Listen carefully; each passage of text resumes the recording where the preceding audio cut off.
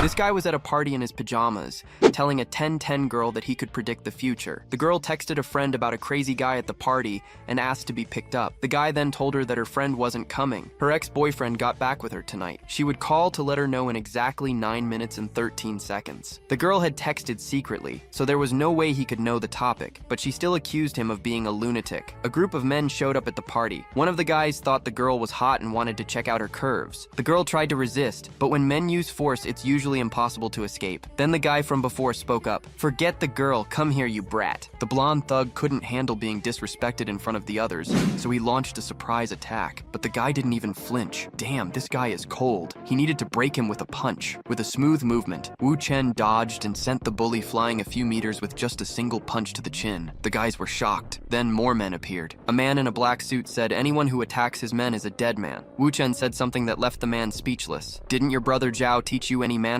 I think I should give him a call." So Wu Chen called and explained what was happening, mentioning a war starting in China because of this. If he wanted the May meeting to go well, he better fix it. Wu Chen dropped the bomb on the chubby boss. It really was his brother on the phone. Everyone was forced to bow their heads and beg for forgiveness for being rude. Wu Chen did not lose his composure for a second, so now the girl is hopelessly interested in him. Earlier, this guy was saying he's been stuck in the same day for 1,000 years. You know how it is. At first, it seems like paradise. Every day you wake up, it's July 7th, 2020. You spend all your money, place bets, and even commit crimes. The next day, everything resets. When her friend called and confirmed she couldn't come because she was back with her boyfriend, things started getting interesting. The girl looked at Wu Chen in shock. Was this guy telling the truth? She still didn't quite believe it, but there was a way to confirm his story. She walked up to the car as Wu Chen was leaving. She knew that car belonged to someone else, so he must have stolen it. Wu Chen just said, "Tomorrow none of this will be a problem for me." The girl then said he wouldn't have a problem taking a beautiful girl with him tonight. Wu Chen is a legend. He told her a girl who hides behind that much makeup is too ugly for him. The girl was furious, but she didn't leave. She wiped her face and revealed a miracle. She was beautiful even without all the plaster. But Wu Chen just said she's a 9-10. Even so, she could get in, and she'd enjoy the double bed. She tried to play it cool, but the result was obvious. She got in, and they went to a hotel. Early the next morning, Wu Chen opened his eyes, ready to restart his infinite time loop. But he got the biggest scare of his 1,000 years. The girl was still there. She wanted an explanation because now it was the 8th, so she thought everything was a lie. Wu Chen had lost all hope of escaping, but now, right in front of him, the loop was finally over. The woman questions Wu Chen about what kind of man would be hiding in the bathroom, and furthermore demands a clear explanation. Inside the shower, he realizes that it wasn't a dream, and that, finally, time had started flowing again. Thus, he feels free from that strange game involving time and space. With his arms raised, he shouts to the world, "I'm finally here." Soon after, a notification appears before him, and he wonders if he has awakened some system. His physical attributes seem common, but his mental power is extraordinarily high. Faced with this, he begins to reflect on the true meaning of being able to reset time whenever he wants. The system confirms the ability and explains that the point cost increases with each reset performed on the same day. Previously just an ordinary student,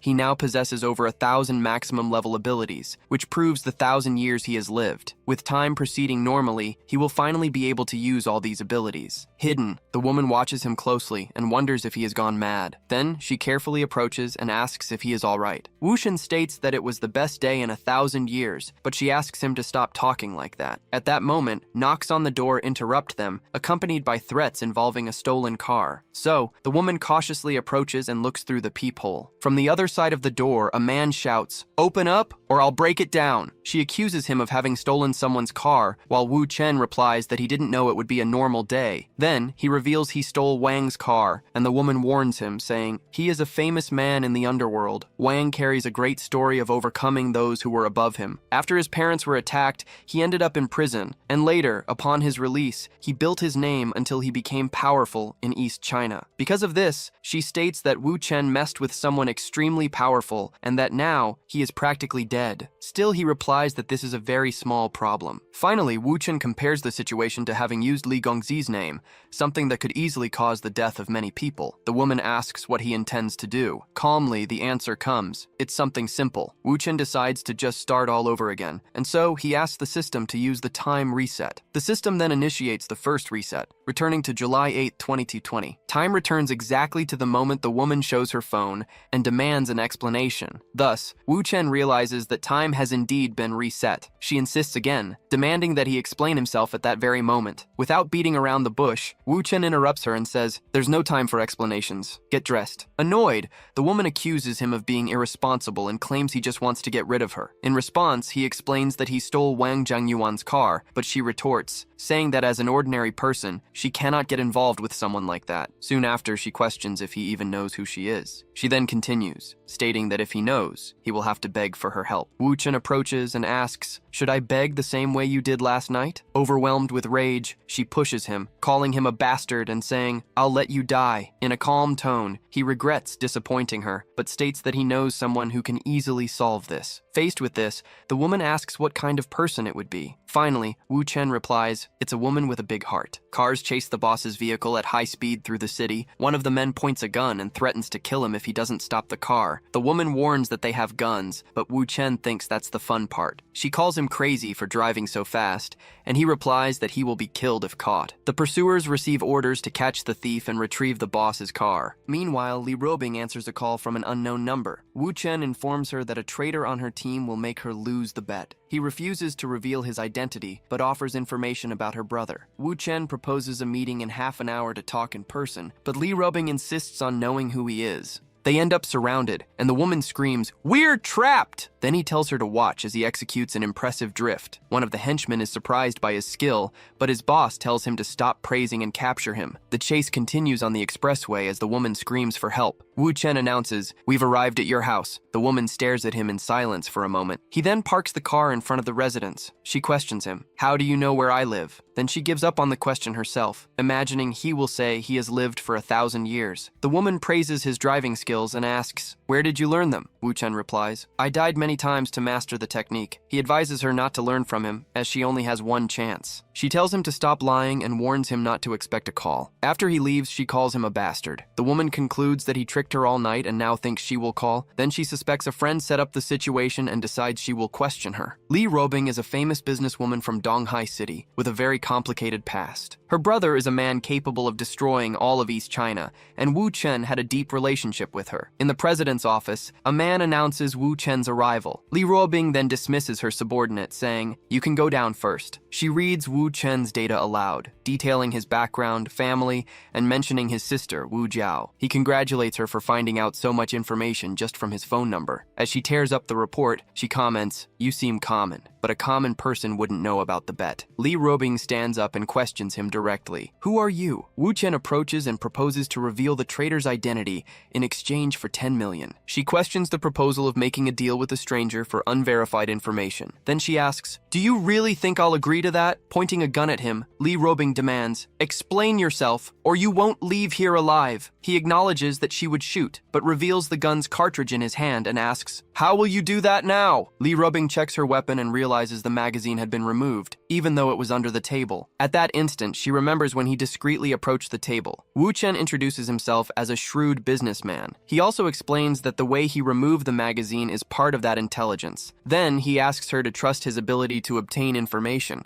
stating that he is only there for money. To get close to her, a reason is necessary, and money serves precisely to lower her psychological defenses. Sitting, she stares at him and challenges him to reveal what else he knows. He then reveals that she is the eldest daughter of the Li family, someone who fought to prove her own worth but never escaped her brother's shadow. Wu Chen continues, explaining that she resisted the arranged marriage with Ding Ruilong out of concern for her mother. The 3 fake boyfriends she had met tragic fates due to a maneuver by Ding Ruilong to keep her away from other men. To escape this marriage, she and Ding Ruilong made a secret bet on who would build the biggest business in 5 years. However, what she doesn't know is that he keeps a spy by her side, ready to ruin everything on launch day. After that, Wu Chen asks if he still needs to continue speaking. Li Robing immediately stands up and demands to know who the traitor is. Calmly, Wu Chen merely confirms that he will tell her. At that moment, a man enters the meeting room. Senior assistant Feng Yan approaches and asks Li Ruobing to sign a document. Wu Chen identifies him as the traitor and slams his head against the table. Then he questions him about $5 million deposited into a Swiss account, but the man denies any involvement. Without backing down, Wu Chen presses him against the table and asks if he really intends to remain silent. Li Ruobing notices Feng Yan's cell phone receiving a call from Ding Ruilong. She confronts him, saying, "I never imagined I would be sold for only $5 million. The man falls to his knees, admits to having accepted the money, and says he needs to tell her something important. Wu Chen warns her not to believe him, explaining that Ding Ruilong knows her mother is her weak point. Then he tells her to decide what to do with the traitor. Li Ruobing sends the man away, ordering him, "Never appear before me again." As he leaves the room, he repeatedly thanks her. Wu Chen comments that he thought she would kill him. She replies, "By nightfall, he will be at the bottom of the river encased in cement." Still, Li Ruobing remains distrustful, suspecting that he was sent by Ding Ruilong to gain her trust. Wu Chen admits that it does seem suspicious, but claims to have a way to clear all doubts. Given this, Li Ruobing asks, what would that way be? Simply, he proposes to become her hired boyfriend. He explains that Ding Ruilong cares too much about his image, and therefore, becoming her boyfriend is the best way to prove her innocence. Li Ruobing reminds him that her 3 previous fake boyfriends were all ruined by Ding Ruilong. Aware of this, he argues that for people who want to grow,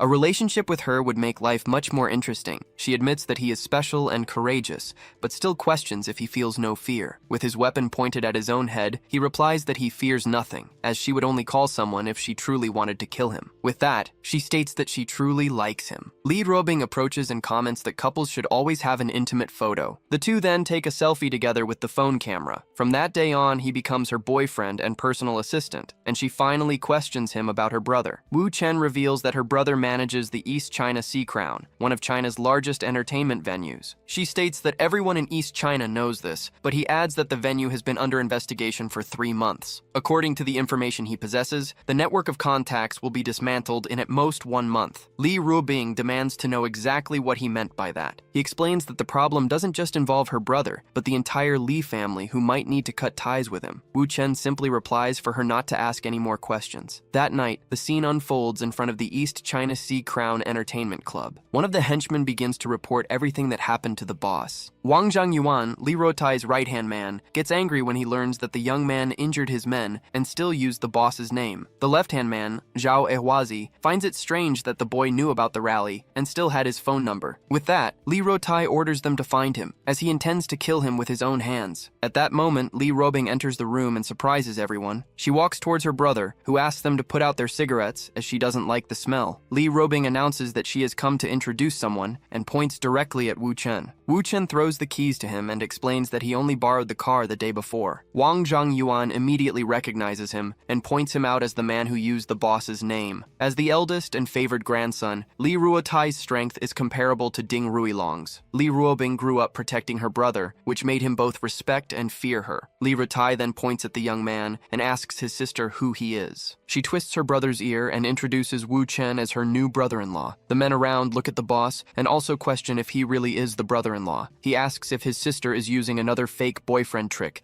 and demands a reason to accept someone so ordinary. Li Ruobing apologizes, claiming she hasn't been feeling well lately. Soon after, she blames him for the entire situation. Wu Chen questions her about the drama and asks if she is afraid that Ding Ruilong will kill him. She states that she feels no fear, but ends up hesitating before finishing the sentence. Then he casually comments that her brother looks completely stunned. Li Ruotai asks if his sister is pregnant and if the child is that man's. He then observes that Wu Chen is not bad-looking, but he is far from being the most handsome. Furthermore, he starts to wonder why his sister, who always liked older men, would be with someone barely in his 20s. With that in mind, he questions if Wu Chen might be trying to deceive her. Convinced of this, he decides that he needs to save his sister from that man. Soon after, Li Ruotai asks how the two met. Wu Chen replies that it happened 3 months ago when she was recruiting interns at a university. Li Ruobing is internally surprised and wonders how he knows this, as the information is true. Her brother then questions her for only knowing the young man for 3 months and asks if she truly trusts him. He then accuses Wu Chen of having been with another woman at the Lotus Bar the day before. Wu Chen clarifies that the woman was Mu Jianqian, daughter of the owner of the East China Sea Mu Biomedical Group. Furthermore, he states that Li Ruotai should thank him as he prevented Liu Huzi from making a move on her. The Mu group is a true powerhouse,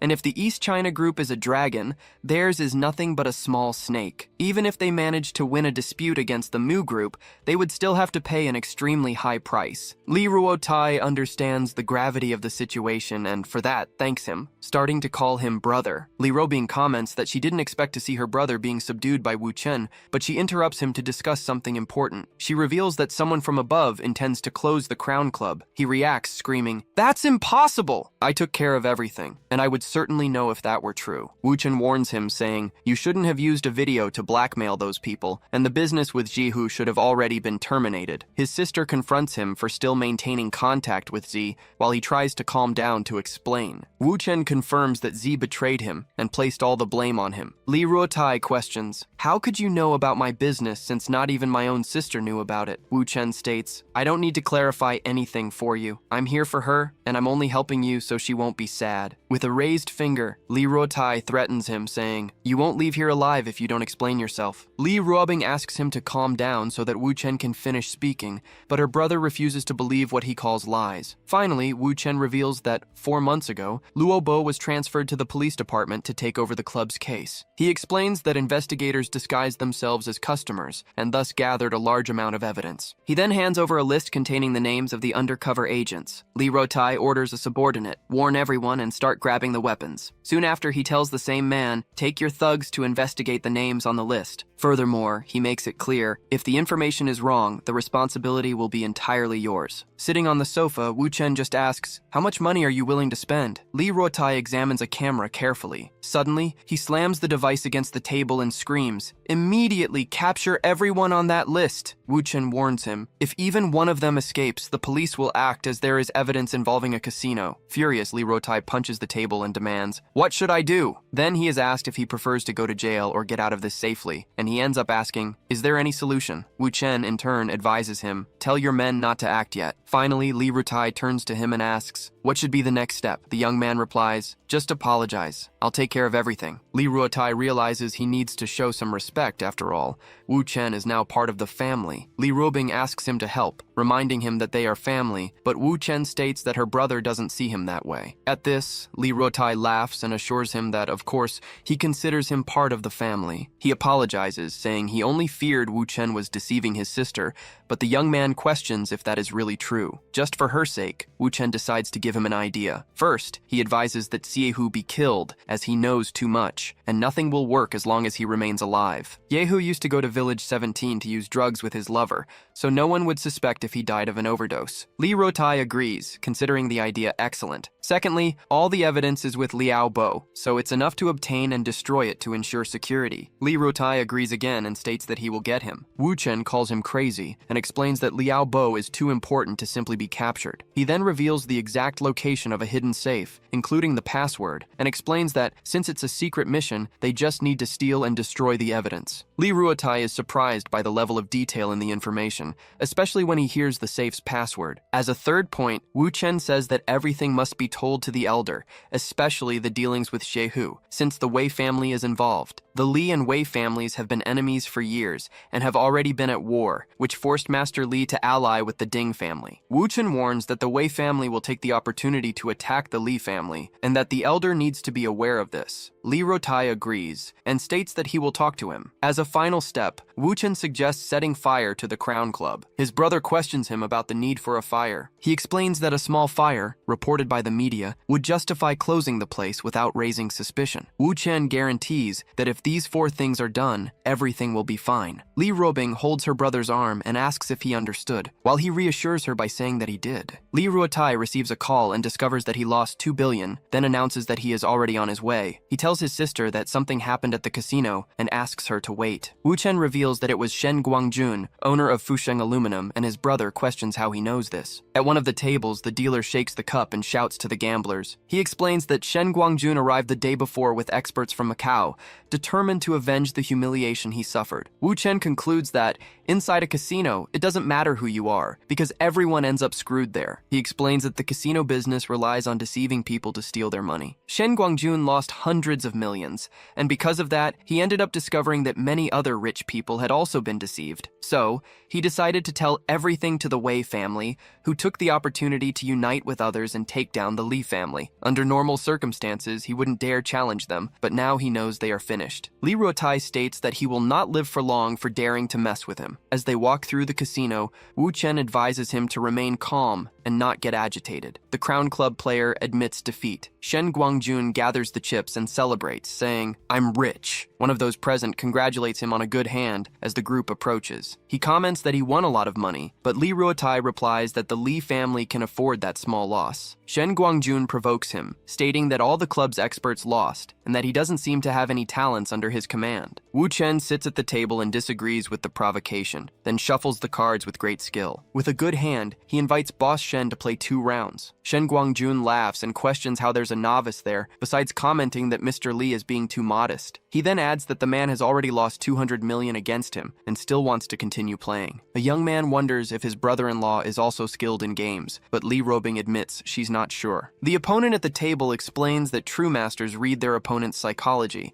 something a young person would hardly have the experience to do. Wu Chen merely states that he can guess the man's cards by observing his expression. Li Rubing approaches, calls the young man, and asks if he's really up to the task, while receiving the assurance that he can defeat any casino in the world. At that moment, the opponent realizes that Wu Chen doesn't look at the hidden cards and questions if that's a gaming habit. The young man then turns over his card, revealing an ace of spades. Given this, the opponent concedes the turn, stating that the presented hand is higher. Soon after, the chips are placed on the table along with the announcement of a 500,000 bet. The other adjusts his glasses and simply covers the amount bet. The dealer distributes new cards across the table and asks for the next bet. Then she turns to another player who announces his fold. The rounds advance with constant bets of 500,000, accompanied by alternating folds from both sides. Wu Chen declares, "I won once again." A man comments to Shen Guangjun that the hired person seems to be running out of luck, but still believes that Boss Li will have a stroke of luck. Shen Guangjun replies that the boy thinks victory is near, although he has already fallen into the trap. In a flashback,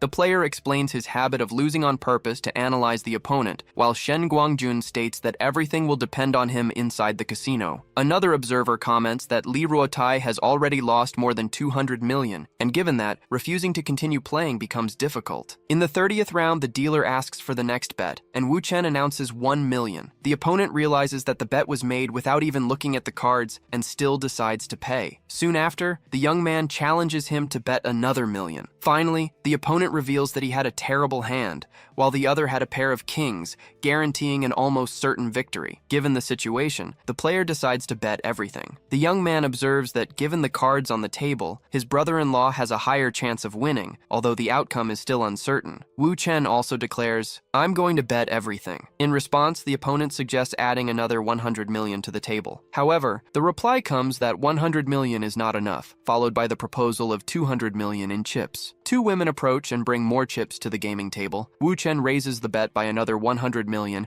and asks what the other's decision will be. Attentive, the opponent notices that the young man only points to the hidden card when it really matters. From this, he concludes that there is a high probability that the card is an ace. Without proceeding, he folds the round and comments that Wu Chen was too eager, as he could have won another 50 million. Li Ruobing states that the card is an ace, but the response comes in the form of a denial. Soon after, the revelation shows that the card was, in fact, a 2 of hearts. Irritated, the opponent accuses the young man of having deceived him, while hearing in response, "You lacked the courage to continue." He then admits to having understood another one of the opponent's habits. The card revealed on the table is a 9 of diamonds. Analyzing the situation, the player concludes that unless the hidden card is the 9 of spades, defeat is impossible. Shen Guangjun confirms that the main point was the fact that there was no look at the hidden cards. Convinced, the opponent decides that the time has come and states The net is closed. Finally, he proposes one last hand to decide the winner, betting his 200 million, and Wu Chen accepts the challenge. Li Robing questioned if a bet over 200 million wouldn't be too risky, but the young man beside her stated there was no problem. Shen Guangjun observed that the player under his command showed great confidence. Next, the opponent pushed the chips to the center of the table and confirmed the bet. Meanwhile, he commented to Wu Chen, "In a game, the most important thing is not to lose your head." He also added, "Without control over your own mind, no one can go very far." Soon after, the card was revealed, a 9 of diamonds, accompanied by the declaration, "The 200 million already belong to me." The opposing group reacted immediately, believing victory was guaranteed and that the match had ended. Taking advantage of the moment, Shen Guangjun provoked Mr. Li, asking if he would really care about losing such a small amount. Wu Chen, in turn, simply invited Li Robing to look at the card with her own eyes. To everyone's surprise, the card revealed was a 9 of spades. Faced with this, the opponent questioned him, incredulous, wanting to know how and when the cards were read. In response came only the question, "Did you really believe nothing had been observed?" Wu Chen explained that he checked the cards since the first round,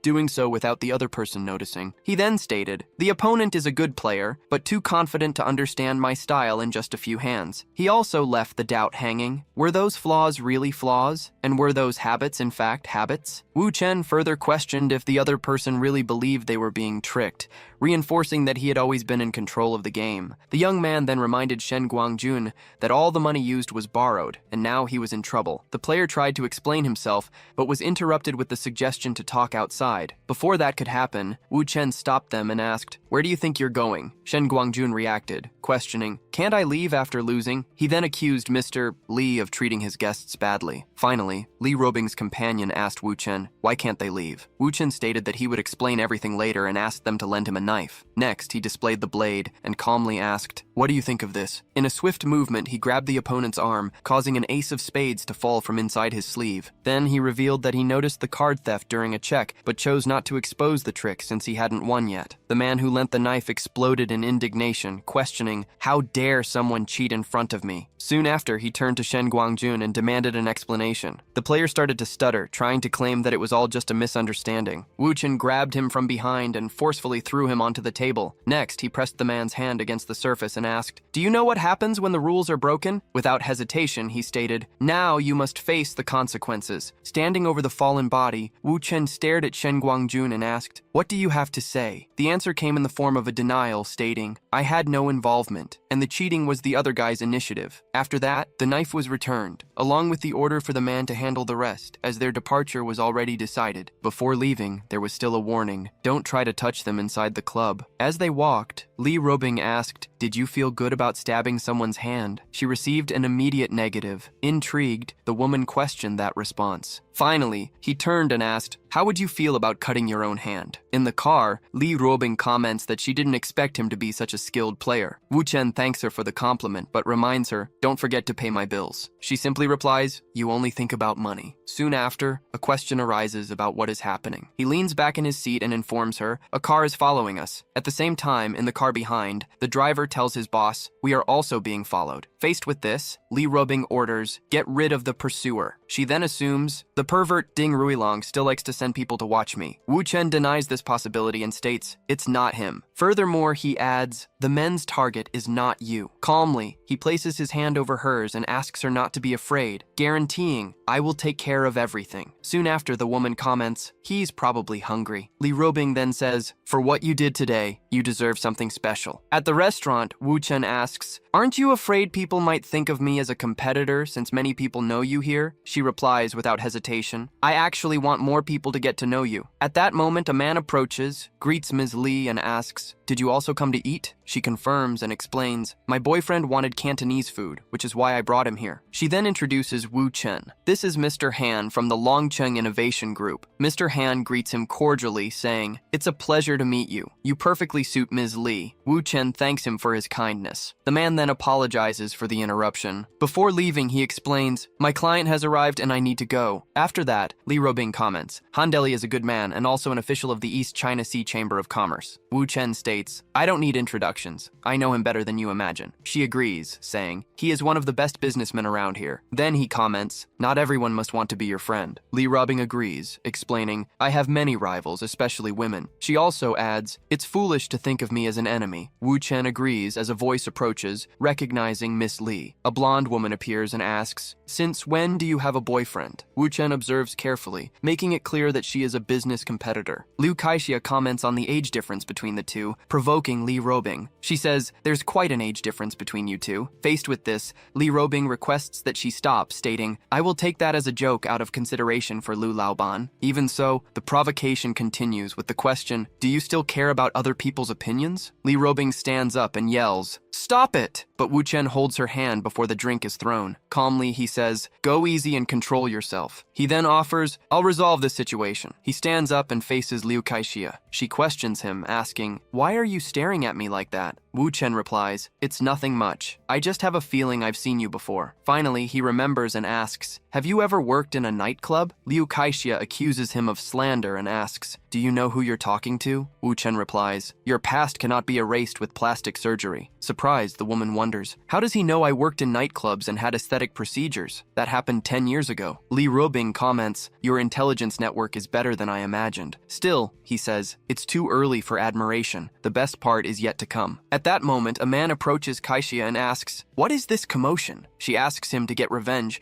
stating she was insulted. He comforts her and promises everything will be resolved. Then, the man turns to Li Rubing and asks, who is that person? She introduces him. He is my boyfriend, Wu Chen. The man then states, by humiliating my wife, you have directly offended me. This will not be resolved with a few words. Wu Chen calmly replies, there is someone capable of resolving this for me. Lu Guanyan asks, do you really believe you wouldn't be touched just by being next to Ms. Li? The young man then clarifies, I am not talking about her. Soon after, he reveals, the person I mentioned is Ma Huifang. The man stares at him, shocked, and asks, how do you know that name? Wu Chen approaches Lu Guanyan and asks, can we talk for a minute? Taking him to a corner, he says, I have two stories to tell. The first begins with Liu Liwan, who 10 years ago went to a nightclub looking for quick money and ended up meeting a rich client. This man worked in demolitions and, after a fight, heard from a doctor that he would have difficulty having children in the future. Drunk, the client ended up revealing this secret, and upon discovering it, Liu Lihuan devised a plan. She had plastic surgeries, changed her name to Liu Kaishu, and began to present herself as the man's lover. 3 months later, Liu Kaishu became pregnant and gave birth to a boy. Wu Chen reveals that the child was not the client's, but rather the result of her relationship with another lover, and that both paid a doctor to falsify the paternity test. He states that Lu Guanyan must have noticed the boy didn't look like him, but chose to ignore it due to his strong desire to have a son. Finally, he explains that the last part of the plan was to let him die in an accident and then take his billions. Lu Guanyan reacts, I cannot believe all of that based on just a few words. Wu Chen then asks about his wife's cousin who works at his company. He reveals, in fact, he is her lover. He then concludes, the two of them are still betraying you. Wu Chen informs Lu Guanyan, the previous afternoon your wife left with her lover using the stairs to avoid being seen. I suggest you check the security cameras. He adds, you can also simply question her directly. However, he explains, to make her confess the truth, it will be necessary to deceive her a little. Soon after, the man approaches and calls out, Kaishu! He asks, were you and your cousin at the office yesterday? She confirms, but Lu contradicts her, saying, your cousin told me you two had gone out to visit a client. Faced with this, she claims, you must be mistaken. Without hesitation, Lu offers, I'll call and confirm the story. At that moment, Kaishu changes her version of events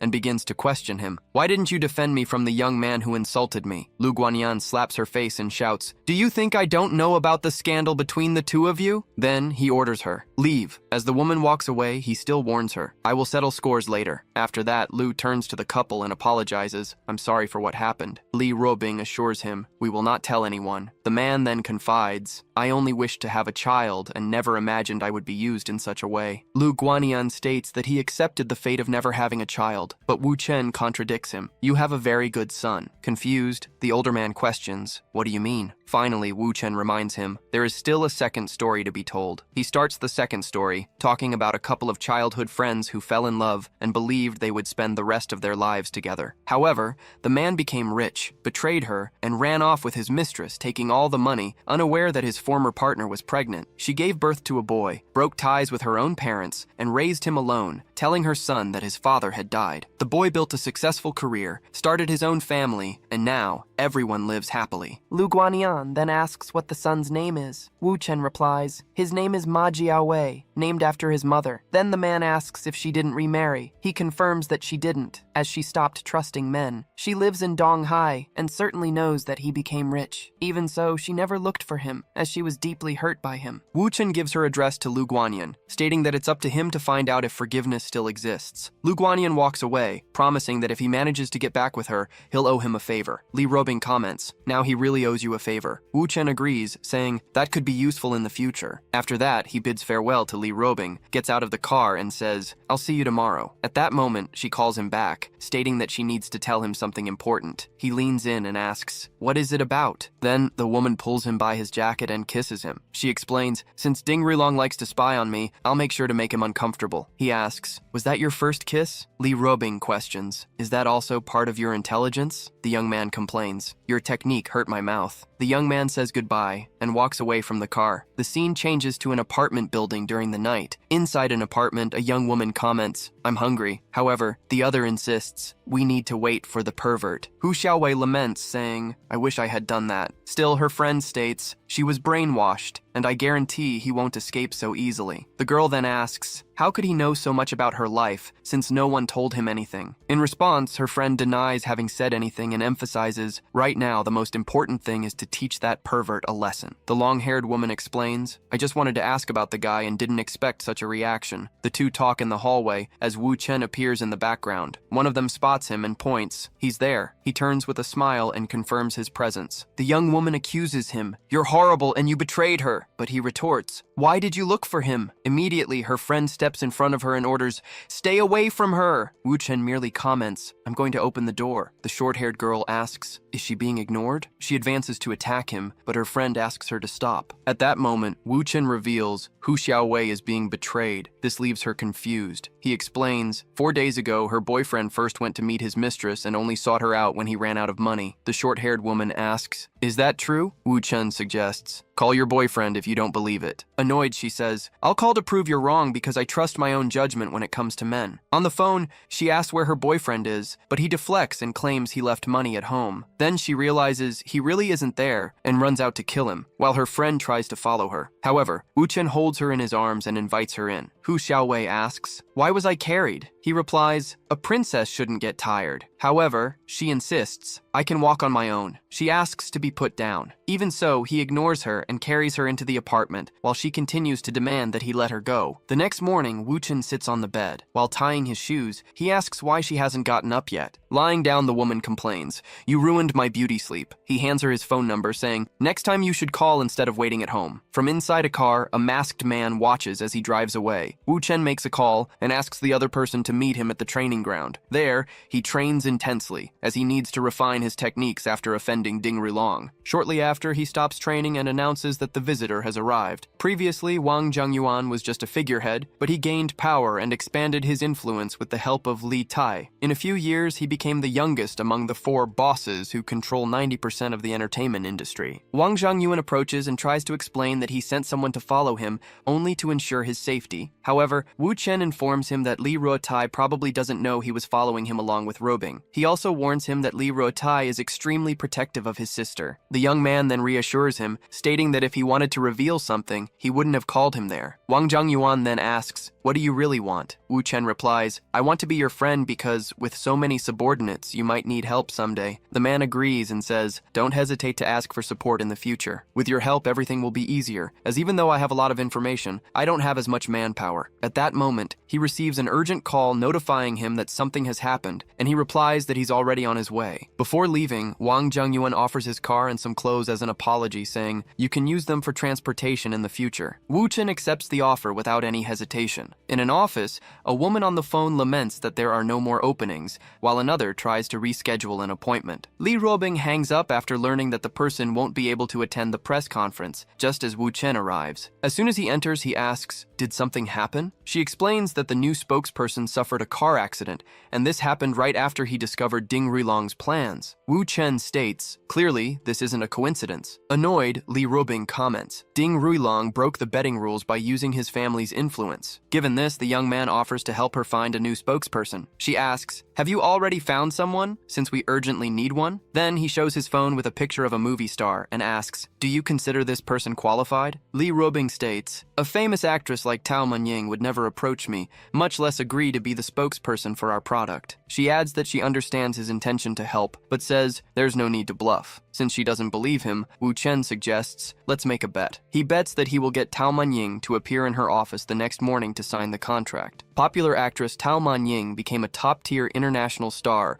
after the success of her major production, The Sword and Autumn Water. Since then, she has been among the highest-paid actresses in China. Li Ruobing doubts he can get Tao Manying to sign a contract the next day, as she is filming abroad. Since she doesn't believe him, Wu Chen proposes a bet, and she asks what it would take for him to leave her alone. He bets that he can bring the actress to her office the next day, and if he loses, he will give her $20 million. On the other hand, if he wins, she must pay the same $20 million as a sponsorship fee. Furthermore, he adds that she cannot be jealous if he wins, and she questions why, since they are only pretending to be a couple. Li Ruobing states that he can be with whoever he wants, as she has neither the right nor the interest to interfere. Wu Chen then asks for the $20 million to be deposited into his account to enable the operation. He then turns around and makes a call to ask for a favor. After that, Li Ruobing agrees to the deal. In another office, one of the guys informs Boss Wu that the area is clear and the brothers are ready. Wang Zhangyuan introduces the brothers, known for being good at games, and asks what Wu Chen intends to do with them. Wu Chen instructs them to turn on their computers and start the Aoshu Xianglong version of the game,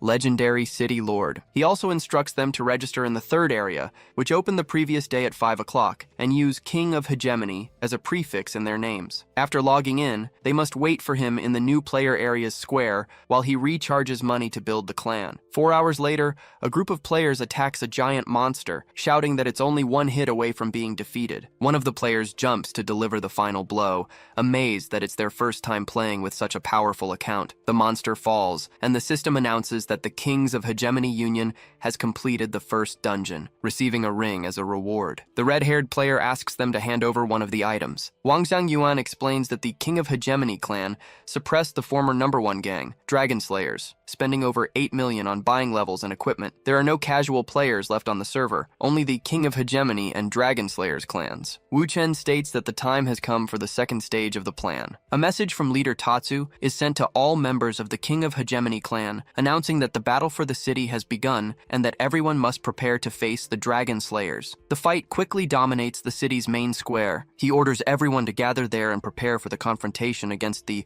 Dragon Slayers. One of the players approaches, incredulous at the amount of money invested, supposing he is just a big fan. The leader of the Sky-dominating Dragons clan comments that since both sides have similar strengths, it's unclear who will emerge victorious. Wu Chen replies that the outcome will be decided very soon. The rival leader then asks how he intends to win, given his confidence. To everyone's surprise, Wu Chen states that he will be the winner. He then turns to his own clan members and orders everyone to pay attention. He tells them to remove their equipment. Soon after, he shouts, "Everyone, log out of the game!" and the avatars begin to disappear one by one. The rival leader questions him, not understanding what he's doing. Desperate, he pleads, "Don't go, Wu Chen. The dispute isn't over yet." Wu Chen approaches and comments on how difficult it is to face an opponent like him. The rival reminds him that he invested $10 million and states that if Wu Chen leaves now, after spending almost everything, he won't be able to become the boss. Wu Chen explains that his wife's company is going through difficulties, and he needs to help her. The opponent laughs and offers to help, saying he knows several actresses and can arrange as many as he wants for him. Full of arrogance, he even brags that he could get even Tao Manying with just one phone call. Wu Chen smiles discreetly, realizing that the rival finally took the bait. Wu Chen announces that he has a business trip to East China and won't be able to play anymore, which surprises his rival when he discovers that Wu Chen is also from that region. The opponent tries to stop him, but Wu Chen's avatar disappears from the game. Outside the game, he sends a message saying that his wife is in a hurry and that it would be better if the other person had a plan, as he already knew his personality well. Then, he thanks his companions for their effort and sends another message, setting up a meeting at Qingyuan Building. Outside a large building, a man recognizes him as Chief Lei. Inside is Lei Cheng, the second son of the Lei family from Hongfa Industry. Upon entering, the visitor introduces himself as Wu Chen. Lei Cheng asks if he knows who is in front of him, and Wu Chen replies, "Your reputation is widely known." Then, he asks which family Wu Chen belongs to. The young man returns the question, asking why he is so cautious and if he fears his own brother might kill him. The Hongfa Lei family is among the top 10 in the country, and the leading brother, Lei Yu, considers anyone who maintains contact with Lei Cheng a traitor. Even so, he insists on knowing which family Wu Chen belongs to. Calmly, Wu Chen asks him to relax, stating that he doesn't belong to any family and that this meeting was merely fate. Since he doesn't get a direct answer, Lei Cheng decides to gradually investigate if the young man was sent by his brother, although he sees him only as a messenger. He then asks about his wife's problems, questioning why he can't get a spokesperson even after spending so much money in the game. Wu Chen explains that someone is bothering him, as he never imagined they would dare to run over his spokesperson with a car. Lei Cheng asks if he spent all his money in the game and caused trouble just to vent. Then he promises to help find a spokesperson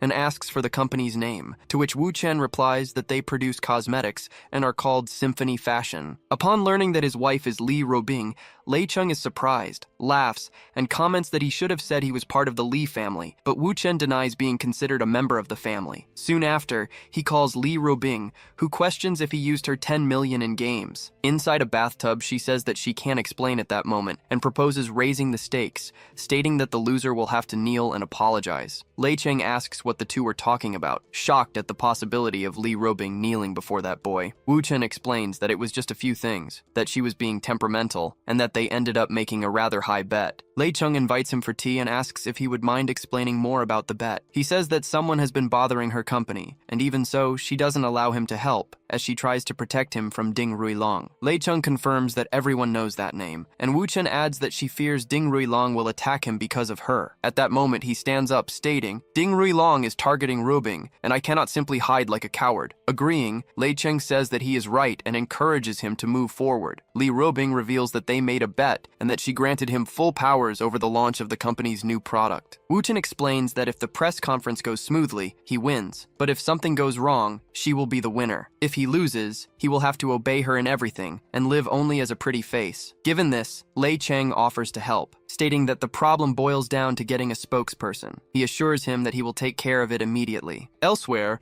a woman wrapped in a towel hears her phone ringing. She answers the call, addressing the person on the other end as father. Lei Cheng instructs her to take a vacation and return to East China for urgent work, assuring her that he will pay the penalty for breach of contract. Afterward, he shows his phone to Wu Chen, announcing that the matter is resolved. Everything went as planned, although Tao Manying's contract fee is not small at all. He starts typing a message, as he doesn't intend to treat his friend unfairly, who didn't hesitate to offend the Ding family because of him. Lei Cheng comments that they were destined to meet and says that Wu Chen can call him brother, but the young man suggests that their destiny is greater than he imagines. Wu Chen then asks him to read the text message he just sent. The message instructs him to find the owner of that number to discover the truth about the car accident that happened 10 years ago. Wu Chen warns that they need to act fast, as Xiong Shengjun could leave the country at any moment. Lei Cheng replies that people have already been warned, but he emphasizes that they need to hurry to prevent him from escaping. That night, 10 years ago, a truck intentionally collided with their car at an intersection. Even reacting quickly, the vehicle was thrown far away and soon exploded in flames. He was lucky and survived, but his wife died before his eyes. During the 3 months he was in the ICU,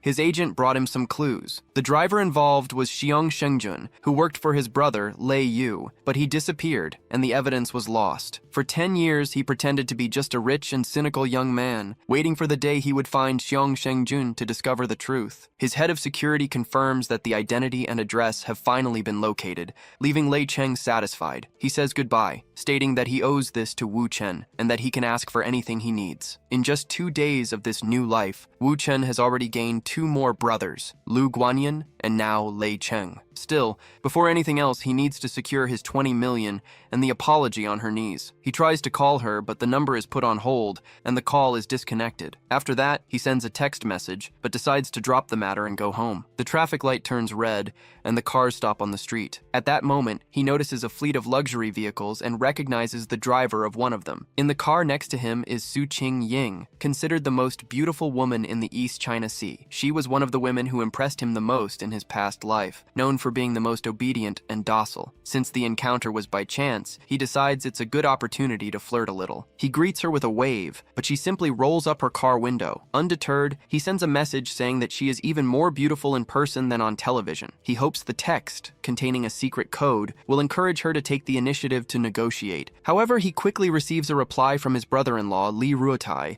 asking him to meet him. Li Ruotai takes him to a large house and informs him that the property now belongs to him. He explains that it's an early wedding gift, as his sister is pregnant, and Wu Chen was a great help the day before. The next morning, on July 10th, a woman arrives at the reception and informs that she has an appointment with President Li. When the receptionist asks for her name, she introduces herself simply as Tao. Finding no record, the employee asks her to wait a moment while she verifies. Meanwhile, in the meeting room, Li Ruobing questions the team for not being able to find anyone for the conference after 13 days. Annoyed, she scolds the employees for receiving high salaries and not delivering results, unaware of Wu Chen's connection. At that moment, she impatiently answers the phone, asking what it's about. Upon hearing that Tao Manying is at the reception, she immediately orders them to bring her to his office while wondering if Wu Chen was the one who invited her. She greets Miss Tao, apologizes for the delay, and the actress compliments her and Mr. Wu on being a beautiful couple. Now in the room, Li Ruobing invites her to sit down and asks how she met her husband. Tao explains that she doesn't know him personally, but her godfather Lei Cheng is Wu Chen's brother and sent her there. Upon hearing this, Li Ruobing is shocked to discover that Lei Cheng from the Hongfa Lei family is Tao Manying's godfather and Wu Chen's brother. Without wasting time, she apologizes and asks her assistant to bring the contract to be signed immediately. The two shake hands,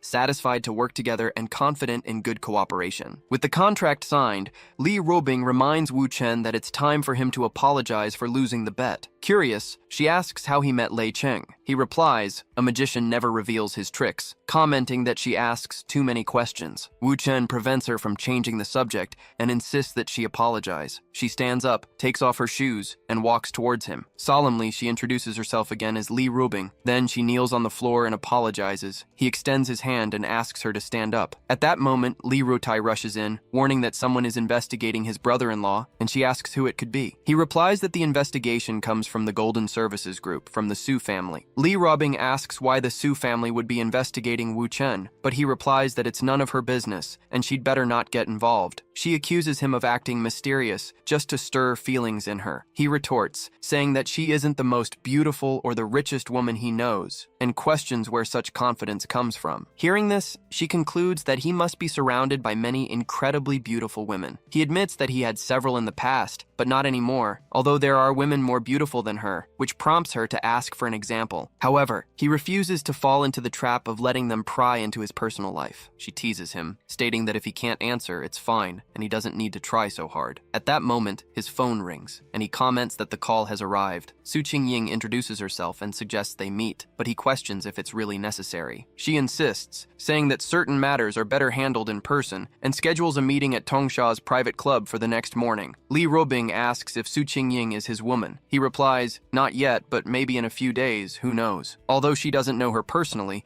Li Ruobing has heard about Su Qingying's affairs, as it's no secret to the public. Her father raised her under strict family rules and severe discipline, keeping bodyguards 24 hours a day to prevent her from falling in love early. When the Su patriarch fell ill, he became anxious for her to marry, and imposed extreme conditions for blind dates, including the requirement that the suitor marry into the Su family. Li Ruobing reflects that the Su family never compromises on their demands, and that Wu Chen doesn't seem like the type to accept an arranged marriage. She asserts that it's impossible for him to win her over, and challenges him to another bet. He asks if she really wants to bet again. again, unafraid of losing once more, but she insists that she does. Wu Chen accepts and says, "In 3 days, I will make Su Qingying my woman." However, Li Robing gives him 30 days and demands that he kneel if he loses. He agrees and asks what will happen if she is defeated. She asks what he desires, and he replies that he will still think about it. With the bet sealed, Li Robing agrees that if she loses, she will admit defeat. The next day, July 11th, Wu Chen arrives at Tangsha Private Club,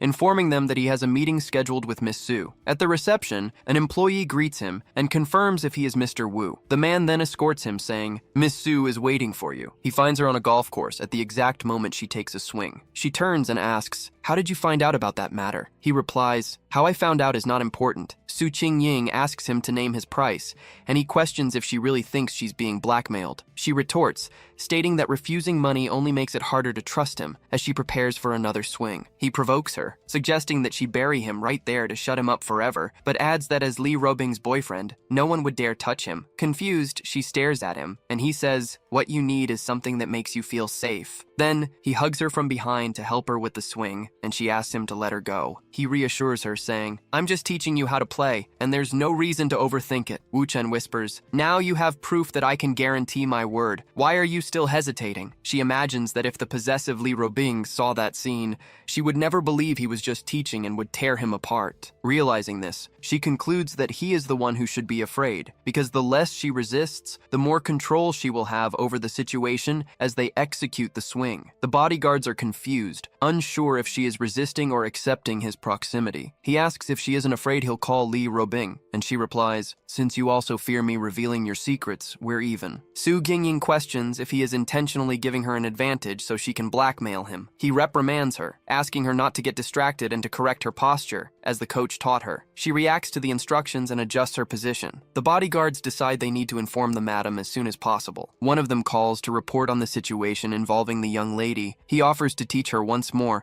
asking her to keep her arms straight. He asks if her pelvis is tilted forward and makes a small adjustment. After the swing, she asks, "Did I hit it?" Wu Chen says she learned very well, but comments that, unfortunately, he won't be able to teach her anymore, which makes her question why. He estimates that her mother must have already sent someone to arrest him. On the phone, the mother hears that the man hugged her daughter and orders the guards to watch him closely and not let him escape, as she is already on her way. The bodyguard confirms the order received over the phone. She asks what they should do now that her mother has arrived, and Wu Chen invites her to run away with him. Su Qingying hesitates at the thought of escaping with him. He then questions if she intends to live that way forever. Wu Chen encourages her not to overthink and just run, pulling her by the hand. Seeing them flee, the bodyguards begin the chase. One of the men shouts, "Stop!" while the car speeds up, ordering his partner to inform the boss. Over the phone, the bodyguard reports that the young lady escaped with that young man. Inside the car, Wu Chen asks if she's scared, but she denies it. Her phone rings and she sees it's a call from her mother. He then suggests that she take the chance to be herself for at least one day. On the other end of the line, her mother asks where she is and with whom, and Su Qingying replies that she's with a friend. The woman reprimands her for running away with a man, saying that she disappointed her. She orders her daughter, "Return home immediately," while Wu Chen presses a button in the car. Su Qingying thanks him and states that on that day, she chooses to be who she really is. Then, she yells into the phone, "I am a human being, not a puppet controlled by my own mother." Soon after, she throws the phone aside as the car gains speed. Wu Chen asks if she's sure she wants to go with him, reminding her that her mother will use all the family's power to find them. She confides, saying that she was always forced to live the way her mother wanted, constantly pressured to be better than the day before. He believes she made the right decision, and Su Qingying replies that running away with him might be her only chance. Then, she asks if he is Li Robing's boyfriend. Su Qingying unfastens her seatbelt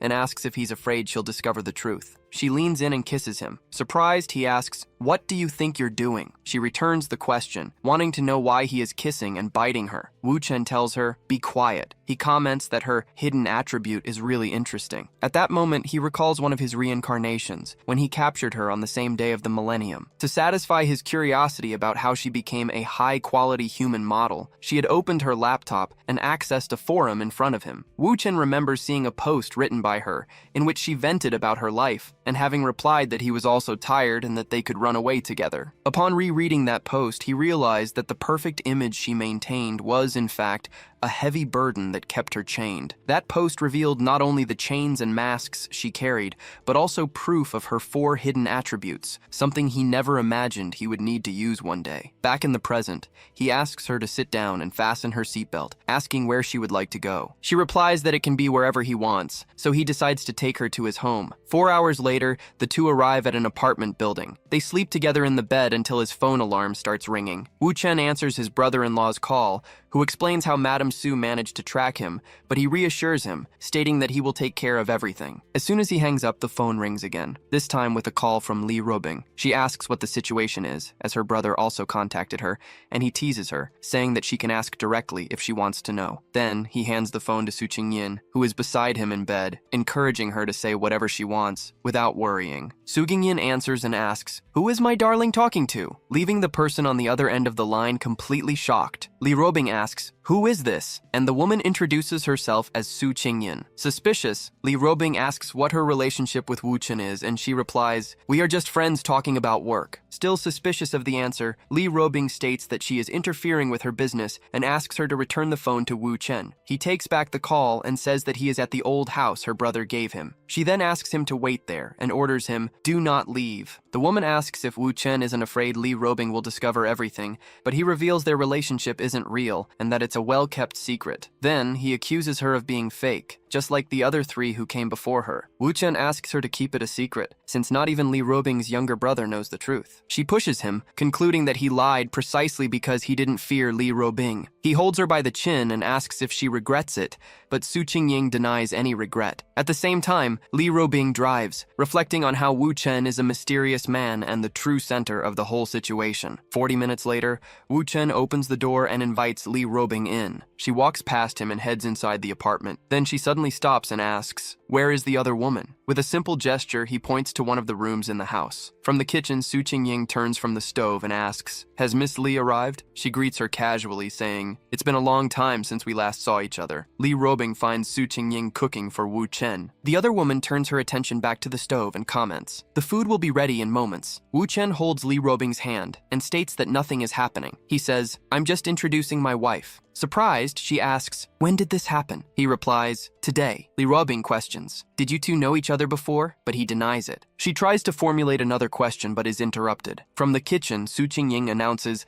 "The meal is almost ready." Then she asks, "Wu Chen, please watch the pot while I go to the bathroom." Before leaving, she also invites Miss Li to sit down, saying, "I will serve the food soon." Li Robing pulls him by the arm and says, "Come here." At that moment, Su Qingying appears at the door asking, "Was the bedding hung out on the balcony?" Several images of Su Qingying seem to emerge, all performing household chores for him. Li Robing remains silent for a few moments. Already seated at the table, Su Qingying invites them. "Let's eat." She offers a piece of food to Wu Chen and asks, "Try this." He tastes it and says, "It's delicious." He then invites Miss Li to eat too. He says, "Miss Li, please eat." Then, Li Robing asks Su Qingying directly, "How long have you been with Wu Chen?" With a calm smile, Su Qingying replies, "It was love at first sight. I knew he was my destiny from the moment I saw him." Then, she asks Li Robing, "Is it true that your relationship with Wu Chen isn't real?" Su Qingying promises, "I won't tell anyone, so you two can maintain your intimacy in public without any problems." At the table, she offers more shrimp to Wu Chen, who, in turn,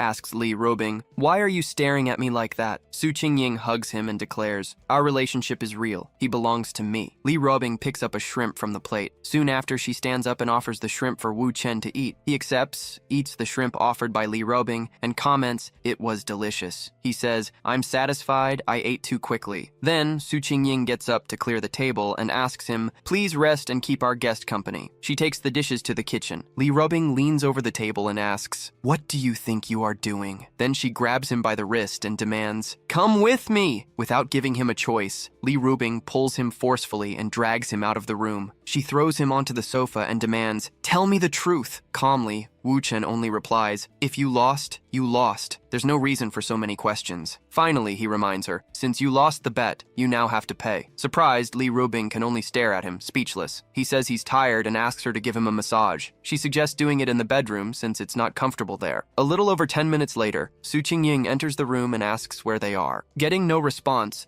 she hears a sound sound coming from another part of the house and wonders what it is. She approaches the bedroom door while calling his name. Peeking inside, she sees Li Robing massaging Wu Chen on the bed. Li Robing turns around and tells her to rest, stating that they will be done soon. Su Qingying realizes that the other woman didn't care about being seen. With that, she concludes that the two are allies and that Wu Chen is more powerful than she had imagined. Without hesitation, she jumps onto the bed next to them. Approaching Li Robing, she invites her to massage him together. The two begin to massage Wu Chen's back at the same time. Li Robing holds her hand and asks Wu Chen what he did for Su Qingying to adore him like that. Su Qingying returns the question, wanting to know what she's thinking, and encourages her to continue. Wu Chen asks Su Qingying to stop the massage and not forget to take her medicine. She agrees and says she will go down to get it. As soon as she's alone with him, Li Robing turns and demands an explanation. Wu Chen reveals that the Su family was investigating his life, but now the problem is that Su Qingying ran away from home with him. She asks what he intends to do, warning that the Su family won't leave him alone, even if the engagement is broken. He questions why they should break up when they can simply deal with the Su family. Li Robing reminds him that at the moment he is her boyfriend. Wu Chen replies that that's precisely why they can face the current situation. She then asks why Su Qingying ran away, and he explains that she just wants to live her own life. At that moment, Wu Chen receives a call from Su Qingying, who informs him that her family has arrived and he tells her not to worry. He informs Li Robing that the Su family is downstairs, and she asks if all of this was planned by him. Finally, she admits that she doesn't like this kind of feeling. He claims it was all just a coincidence, but she accuses him of manipulating people's feelings. Li Robing clarifies that she doesn't blame him for it. She just doesn't like that feeling. He states that her words sound like those of a spoiled child and suggests that they present a united front. Then, Wu Chen holds her hand. Outside, a group of men confronts them, and one of them points, identifying Wu Chen as the target. The man makes it clear that they are not there because of Li Robing, but because of him, whom they accuse of having kidnapped their young lady. Li Robing then questions, why would her man dare to kidnap other women? At that moment, Su Qingying emerges between them and asks, who said I was kidnapped? She warns them not to use her mother's name to cause trouble, stating that the matter is between the two of them. From a nearby car, Su Qingying's mother steps out and tells her daughter to stop being ridiculous. Li Robing greets Mrs. Su, saying that she looks radiant and beautiful as always. Su Qingying's mother returns the greeting, commenting that it had been a long time since she last saw her. Su Qingying's mother addresses Wu Chen, commenting that he is as talented as the rumors say, and adding that Miss Li truly has good taste. Li Robing responds politely, stating that Mrs. Su is very kind. The lady then suggests they talk elsewhere, and Robing agrees, saying she also has some matters to discuss. Later, at the Su family's tea house, the mother questions Robing about why she was with her daughter. Soon after, she accuses her of taking Qingying without prior notice and violating the law. In response, Robing explains that the agreement was for her to meet Miss Qingying,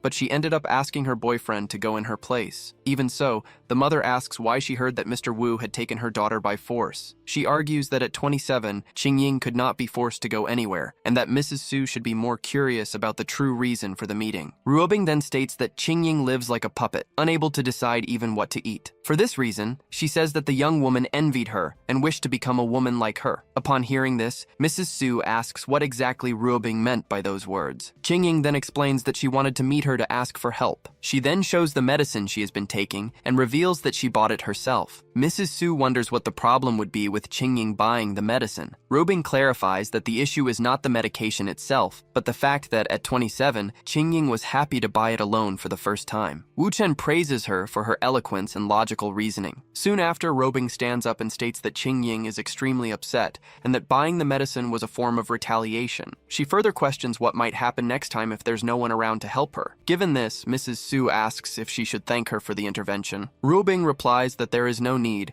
as she considers Qingying a friend. At this moment, Wu Chen decides it's time to intervene in the conversation. He stands up and declares that both he and Ruobing have worked all day and are also tired of the situation. Ruobing turns to him and asks what he is doing, reminding him that Qingying is her friend. Even so, he continues, saying that she helped Miss Su out of concern but received no recognition in return. At this, Ruobing places a hand on his shoulder and asks him to calm down. She then moves closer and asks him not to argue, reiterating again that Qingying is her friend. Finally, Mrs. Su says that she completely understands Miss Li's good intentions. She then turns to her daughter and states that from that moment on, she will allow her to make her own decisions, adding that Qingying is lucky to have a friend like her. Li Ruobing states that that Qingying is an excellent person and everyone likes her. Su Qingying's mother comments that it is getting late and says goodbye, asking her daughter not to put so much pressure on herself. She then allows Qingying to stay with Miss Li and only go to the company the next morning. The three sigh in relief, while Wu Chen declares that the first phase of the plan has been completed. Li Robing looks out the window and informs Qingying that her mother has already left without leaving anyone behind. Qingying then hugs Wu Chen and asks if he was really angry, but he replies that it was all an act. Soon after, he picks up his phone, saying it's time to take care of business, while wondering who he should call first. Robing tries to stop him from making the call, asking him to stop joking. She states that everything is already resolved, but he holds her and asks if, at any point, he said he would cause trouble. Wu Chen turns to Qingying and asks if she wishes to continue meeting secretly. She approaches him and calls him by name, leaving Robing in silence. He then asks Qingying to listen to him, as he will make a call right away. Wu Chen reveals the plan for her to assume power in the Su family and become the CEO of Jin Fu. He then calls out to Qingying again, awaiting her response. She raises her face and declares that she is willing to accept the proposal. Satisfied with the answer, he takes his phone to start making calls. Finally, he puts the device to his ear and announces that he will begin at that exact moment. Su Jingying watches Li Robing and Wu Chen sitting side by side, mentally commenting on the closeness between the two. She then clenches her fist, determined to join them. Wu Chen notices their interest, and then offers to put the call on speakerphone. During the call, he asks a man on the other end questions about nightmares and money. The man reacts in confusion, not understanding who he is speaking with. After ending the call, Qingying asks if he can really take control of the Su family using just those few phrases. He then turns and explains that the plan is to provoke internal disintegration, then invite them to leave with him. Li Robing suggests he reconsider the idea, but Wu Chen provokes her with another bet, and she ends up agreeing to accompany him. About an hour later, he asks the two to wait and have some tea while he goes ahead. Upon entering the room, a man greets him, commenting on his punctuality. The man then stands up and goes to check the door. Yao Honglin then turns to Wu Chen and asks if he was the one who called earlier. He confirms, and the director begins to question him about Bai Kaifeng's whereabouts and what he truly desires. Soon after, Yao Honglin threatens him, but also offers a large sum of money in exchange for the information. Calmly, Wu Chen states that they can discuss the amounts later, adding that the man is quite bold and audacious. The director warns him not to make unfounded accusations. Even so, Wu Chen questions him about the money buried on the hill and comments on how technology makes solving old cases easier. Faced with this, the director admits it is extortion and offers 155 million in exchange for his silence. He also mentions the boss's problematic business dealings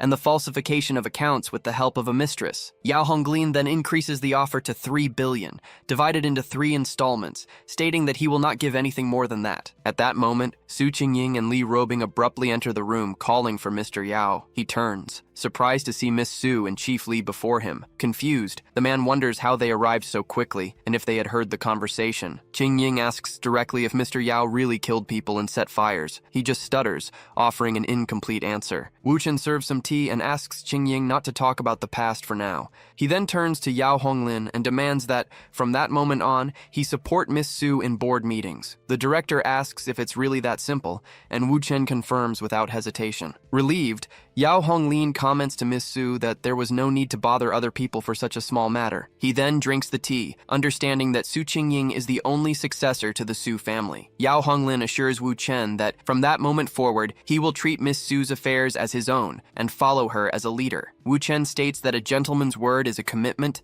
and with that allows him to leave. Li Robing questions the usefulness of having only one vote, reminding him that there are over a dozen directors, and not all of them will yield to threats. He then turns and asks if they are trying to make him say something. Robing warns him, saying that what he did was blackmail, but he replies, "You don't need to deal with everyone, just a few will be enough." Qingying asks how many people still need to be pressured, and he replies, 5 are left. She then asks him not to overwork himself. After that, Wu Chen meets with the CMO, CFO, legal supervisor, and independent director of the Jin Fu group. At the end of the night, he bids farewell to the two and heads towards the car. Robing asks how he intends to control the board without having the majority, but he states that some things are difficult to explain. Qingying approaches and says, "I will listen to everything you say because I know you are right." He then asks Robing if he and Qingying can stay at her house that night. Robing immediately denies the request. Soon after, she asks why he brought them there, but he just urges them to leave. Then Robing asks Qingying to take a bath first. Finally, she pulls Wu Chen close and kisses him. He wraps her in his arms and kisses her. At that moment, he realizes it's all an act. With this, he understands she's looking for the paparazzi, exactly as he expected. Lee Robing stares at him for a few seconds. In the distance, a paparazzo snaps photos of the two on the balcony, and Wu Chen decides to play along. Robing comments that he already knew about the photographer's presence, which is why he was so calm. Meanwhile, at Rui Long Company headquarters in South Guang City,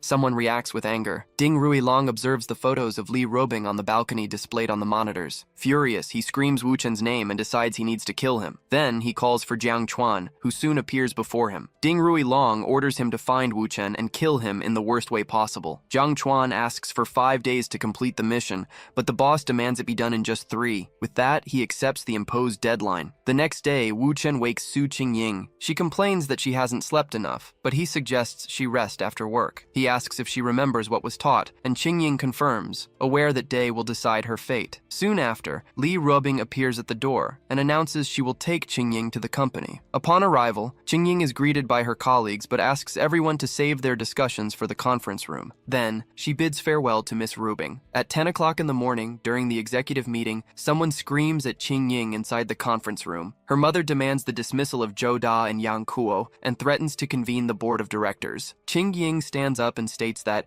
as executive vice president, she has the right to call a board meeting. An executive reminds her that, holding this position, she doesn't need board approval to fire the security department. The mother bangs on the table and questions the reason for the dismissals, asking what they could have done wrong. She further argues that the company cannot bear the consequences of labor arbitration. Su Qingying then declares she has a clear reason for the dismissals. She begins to recount a major robbery that occurred 5 years ago at the company's largest store. The robbery made the world seriously question the group's security, causing stock prices to fall and reducing the company's value to 40 billion. Qingying states that Zhou Da, as security director, needs to take responsibility so the world can see the company's determination to reform its protection system. She concludes that only with his dismissal will it be possible to recover the stock price, surprising everyone present with her new stance. The mother agrees with Zhou Da's departure but confronts her about Yang Kuo, asking if he will also be held accountable. The young woman replies that Yang Kuo no longer works for the company, so there's no reason to blame him. With that, the mother confronts her, revealing that Yang Kuo is merely her personal bodyguard. With this, she realizes her daughter is just looking for a reason to rebel. Taken by rage,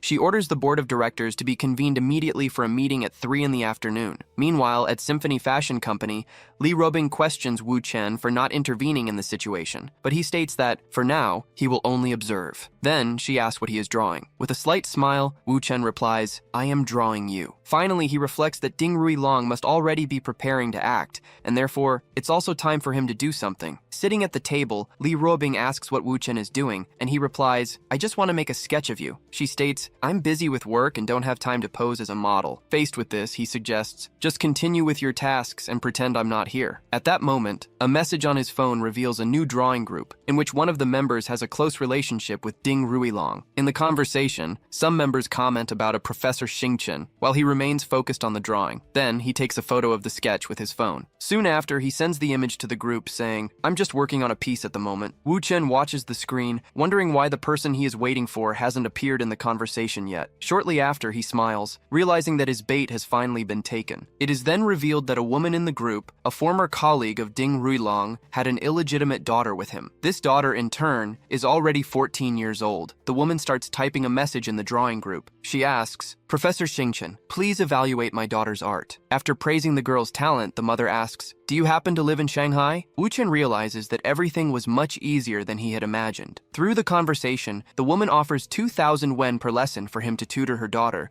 but the professor shows some hesitation. He suggests, "Let's discuss the details later." The woman agrees to await his contact within the next 24 hours. Wu Chen looks at his phone and declares, "The plan is going smoothly. Now it's time to make her fall into my net." He says, "The woman will come to Donghai and be under my control. She is the key piece to incriminate Ding Rui Long." Then, he says goodbye to Lee Robing. "I need to leave to take care of some things." As he walks away, he declares, "The woman and her daughter are just one part of what is yet to come." On the phone, Wu Chen reveals himself to be a double agent to the person on the other end who says, "I don't know what you're talking about." Then he threatens, "I'll look for Li Ruotai." The interlocutor changes their attitude and asks, "Let's talk." Wu Chen sets a meeting for 3 in the afternoon, and the person on the other end agrees. At 3 in the afternoon at the Jinfu group, someone announces, "Almost everyone is here. Please close the door." Finally, the woman begins the board of directors meeting. Su Qingying's mother informs those present that the emergency meeting was called to address an issue that at first seemed small. She then turns to her daughter, stating that everyone can express their opinion, but makes it clear that she expects logical arguments from anyone who decides to oppose her. One of the directors comments that, fortunately, he was already aware of the situation. Otherwise, it would be difficult to adapt so quickly. The woman then congratulates Su Qingying for her stance,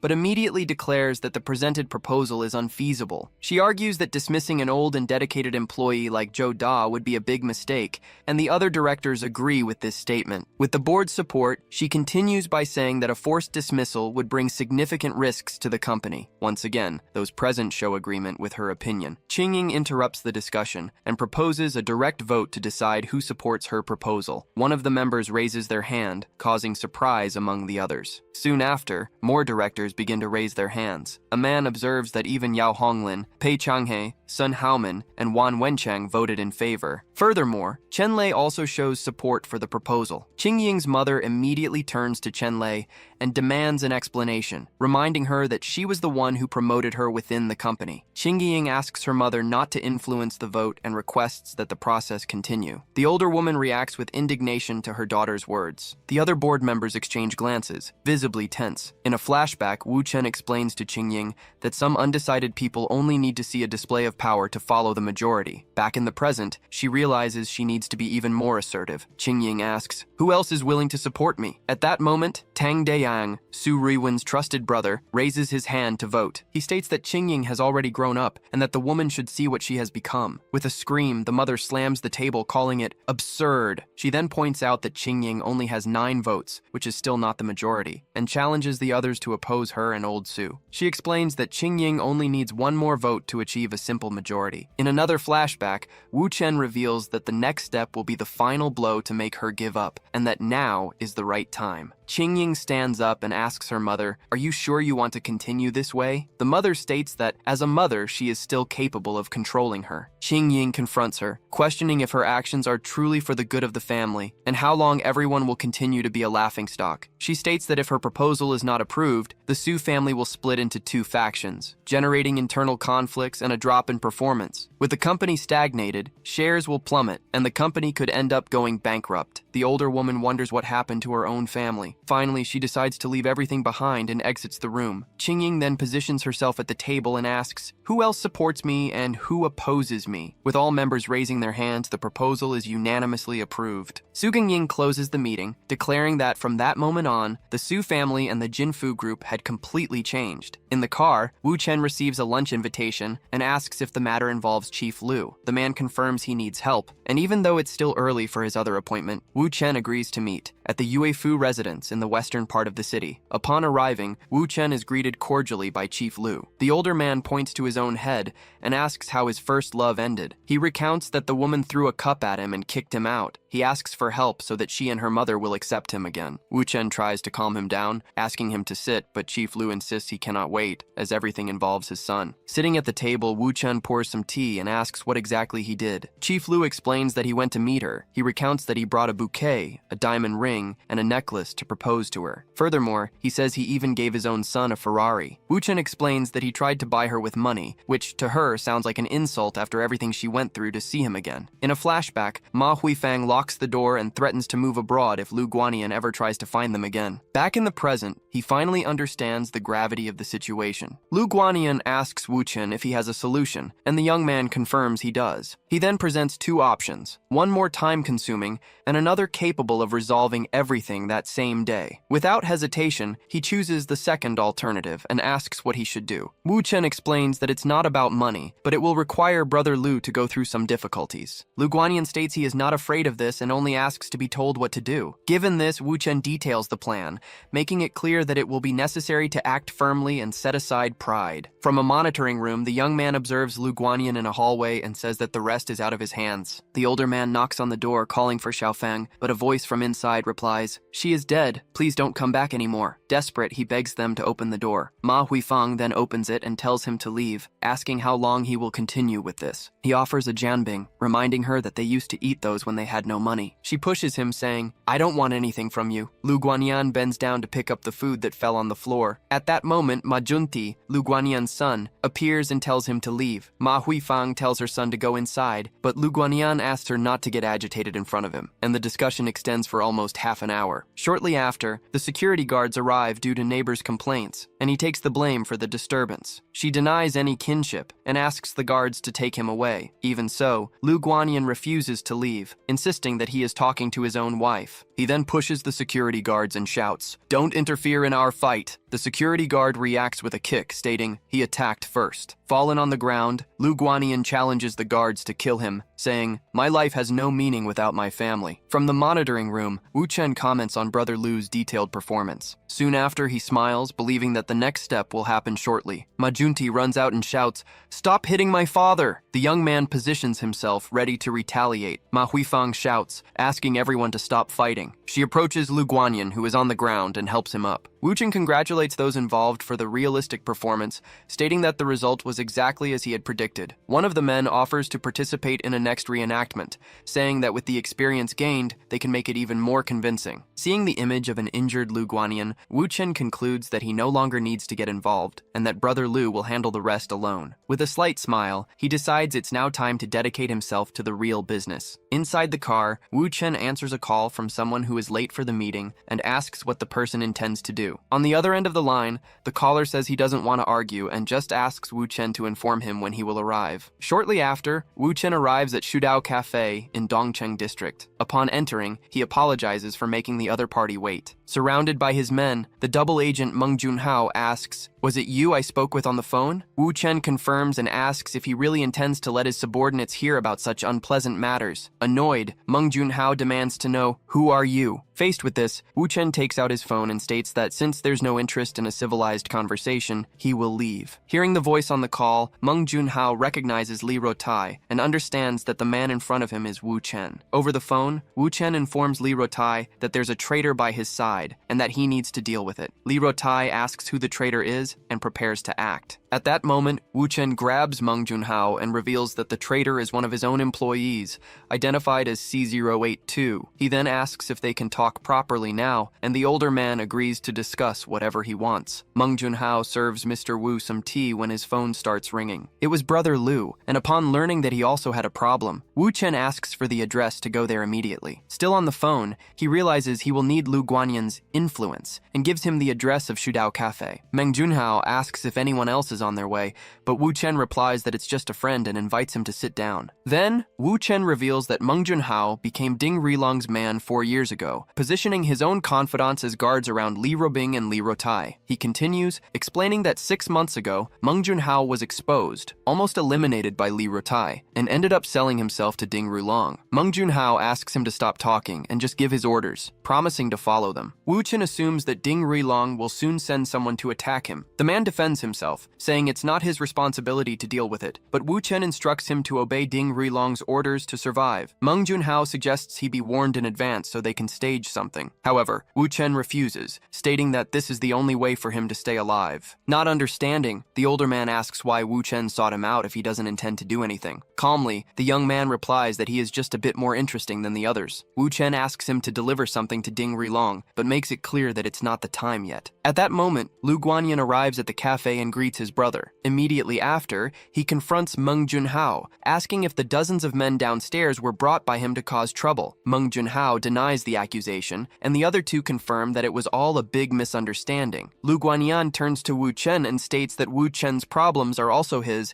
guaranteeing that he will tear apart anyone who dares to touch him. Wu Chen realizes that with Lu Guanyan's influence and Meng Junhao's fear, his reputation in Donghai will be completely transformed. At that moment, his phone rings with a call from a woman woman. He answers and asks what happened, discovering that she is in front of his house. The young man bids farewell to the two men to resolve the situation, while Meng Junhao comments on the feminine voice on the other end of the line. While driving, Wu Chen asks her not to cry and discovers that her parents want to send her abroad to study. She explains that she doesn't want to go and begs for his help. Wu Chen instructs her to use the spare key to enter the house and wait for him. Shortly after she enters, Mu Qian arrives accompanied by her security guards, saying she needs to celebrate that day's success with her husband. At that moment, she realizes she doesn't have the key to his house. One of the security guards suggests breaking the lock, and she orders him to proceed. The man forces the lock and opens the door. Inside, Hu Xiaowei looks towards the entrance. At the door, Mu Qian stares at the other woman. Hu Xiaowei questions Miss Su's presence. Seeing this, Mu Qian asks how she got into the house. Hu Xiaowei explains that Wu Chen asked her to wait there, as he left a spare key with her. Next, Mu Qian wants to know what time the visitor arrived, finding the whole situation a bit strange. Hu Xiaowei replies that she arrived just a few minutes ago. Soon after, the other woman asks if Wu Chen mentioned when he would return. She receives the answer that he should arrive soon. Then, Mu Qian invites her to sit down while she puts her own things away. Hu Xiaowei obeys and begins to observe every movement of the other woman. At that moment, she imagines the two of them kissing. Shortly after, Mu Qian opens the refrigerator and offers something to drink. Hu Xiaowei realizes that both of their belongings are stored together inside the refrigerator. Seeing this, Mu Qian asks what exactly her relationship with Wu Chen is. Without beating around the bush, she asks when the two of them got together. The answer comes quickly. It happened just a few days ago. Mu Qian then suggests that she should be called older sister and proposes that the two of them get along well. Meanwhile, stuck in traffic, Wu Chen complains about how late it already is. Opening the front door, he is surprised by the aroma of food and wonders if Liu Kaixia knows how to cook. Soon after,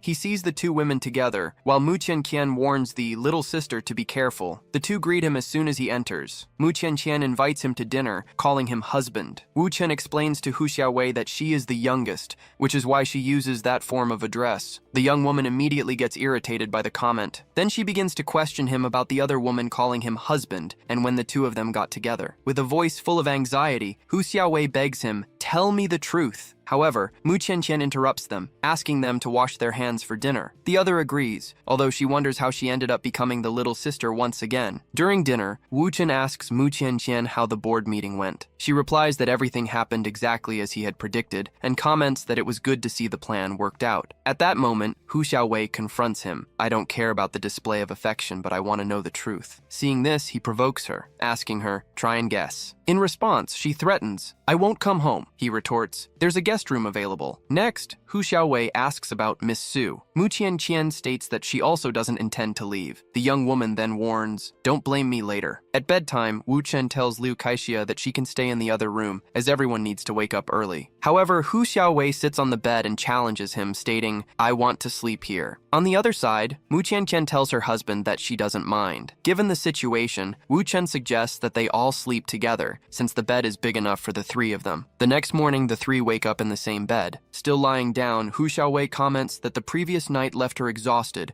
and she intends to sleep a little more. Meanwhile, on the phone, Wu Chen asks what happened and discovers that Li Robing's father is on his way to the company. He then hugs Mu Qian and asks, "Why the rush?" In the office, Li Robing hurries him, saying, "You need to leave soon, or all our effort will be lost." 40 minutes later, outside the company building, she complains about his delay. After getting out of the car, she asks him to help her zip up her dress. Hand in hand, the two head towards the building. Inside, Li Rotai questions his brother-in-law about the delay, informing him that their father is already waiting for them. Next, Li Robing asks her father why he suddenly appeared without notice. Li Robing's father questions her about the sudden visit, and she replies that it's not the right time yet. He then accuses her of not taking care of her younger brother and not even allowing him to stay in Donghai. Faced with this, she defends herself, asking how that situation could be her fault. Li Ruotai intervenes, asking his father and sister not to argue again. Then, Li Ruobing agrees that it's truly not the right time for arguments. Soon after, she approaches Wu Chen and officially introduces him as her boyfriend. Wu Chen greets him, calling him uncle, and she comments that the address might change after the wedding. The father of the two maintains a serious expression, making his daughter wonder what's happening. Her brother realizes that this time he won't be able to help her. Visibly annoyed, the older man accuses the two of teaming up to deceive him. Li Ruotai assures his father that he investigated everything about Wu Chen, from kindergarten to birth records. Even so, his father refuses to believe, insisting that the real Wu Chen is dead and the man in front of him is an imposter. The young man then reveals that he even conducted a DNA test using the chopsticks Wu Chen used at a dinner with his parents, confirming his identity. Still, the man concludes that it's all just another one of Ru Bing's tricks, planned in advance. Sitting at the table, he invites Xiao Wu to sit down, stating that he will expose all the lies. Li Robing's father begins to question him about his background and plans, and Wu Chen confirms that he works at her company. He explains that he graduated in computer science and intends to take Ru Bing's company public. Calling him ambitious, the man realizes that the answer aligns with his investigation, and then asks about his hobbies. Wu Chen lists several hobbies, such as calligraphy, music, kickboxing, and cars. He then adds that he also likes weapons. Surprised, her father asks if he really understands the subject. Li Robing becomes apprehensive as, considering his family background, it would be impossible for him to have contact with weapons. Wu Chen explains that, like many boys, he became interested in the topic, learned the basics online, and even made a wooden model once. She wonders if he's trying to get into trouble on purpose. Soon after, the father turns to Li Ruotai and asks if he carries a weapon with him. After his son confirms, he orders him to hand it over to Xiao Wu. With no alternative, Li Ruotai passes the pistol to his brother-in-law. Wu Chen begins to describe the weapon precisely, detailing the model and how it was manufactured. He then empties the magazine, leaving the bullets scattered on the table. Soon after, he confirms that his assumption was correct, as there were exactly 6 projectiles. Faced with this, Li Robing's father concludes that the young man's skill proves that his relationship with his daughter is genuine. However, a new problem arises, as a man with a special forces background is dating his daughter, leading him to question what his true objectives are. Still, the elder doesn't fail to praise Xiao Wu's talent. Wu Chen then suggests that he and his uncle talk in private. Li Robing questions him, but her father orders her to leave the room with her brother. She refuses to leave, and the man states that the request came from Xiao Wu. At that moment, Wu Chen touches her and explains that certain matters would be difficult to discuss in her presence. After a few moments, she finally agrees to listen. As they leave, the father asks Li Ruotai if there's surveillance in the room, and the young man confirms that there is. The man comments that Ru Bing really listens to him, and Wu Chen asks for just a moment. Then he takes a wine bottle with a hidden device and throws it to the floor. In the surveillance room, the camera feed disappears, making Li Ruobing ask what happened. Wu Chen turns and directly stares at another hidden camera. With the weapon pointed at his own head, he tells his uncle, "Now we can talk." Faced with this, the older man demands to know who he really is and why he approached his daughter. In the surveillance room, Li Ruobing asks her brother why the images of the two suddenly disappeared. Li Ruotai replies that he also has no idea what happened. Meanwhile, in the other room, Wu Chen comments that everyone there belongs to the same family, since both Rubing and Tai have also pointed guns at him. Next, he bets with his uncle that the gun is not loaded. The older man calls him brave. Soon after, he throws the bullets onto the table and asks what the true purpose of his relationship with his daughter is. Wu Chen responds naturally, "I like her and want to have children. Is there anything wrong with that?" Realizing the young man shows no fear, the father decides to get straight to the point. Then, the young man accuses him of not truly caring about Robing, but only about the family's interests, and questions him about the arranged marriage with Ding Ruilong. Irritated, the older man asks, "Are you trying to lecture me?" In the next room, Li Robing feels she needs to know what they are talking about and takes her brother to the adjacent room. She leans her head against the wall, assuming it's the back of the sofa where the two are sitting. Her brother explains that during the renovation, he used the best soundproofing material available. Back to the conversation, Wu Chen states that Ding Ruilong is stubborn and difficult to control, and then asks his uncle if he remembers Dong Yuan Tao. The father questions the reason for mentioning Dong Yuan Tao, a boy who drowned 10 years ago. Wu Chen corrects him, saying that the boy did not drown but was murdered. The older man dismisses the hypothesis as impossible, as the Dong family would not be able to face something coming from the Ding family. In light of this, Wu Chen clarifies that he is not talking about the Ding family, but about Ding Ruilong, showing a photo of a woman named He Shikin. He explains that Dong Yuan Tao was killed by Ding Ruilong in front of her, and that the woman remains by his side out of fear. The young man states that he has maintained contact with He Shikin, and that she is willing willing to testify against Ding Ruilong. Visibly agitated, the father asks what he is trying to do, but Wu Chen replies that his uncle already knows the answer. The man ponders that revealing this could start a family war, from which the Li family would not be excluded. Wu Chen reminds him that the alliance with the Ding family has not yet been sealed, and the Sun family remains their biggest ally. Given this, the father concludes that the young man was sent by another family with the intention of destroying the alliance between the Li and Ding families. In the next room,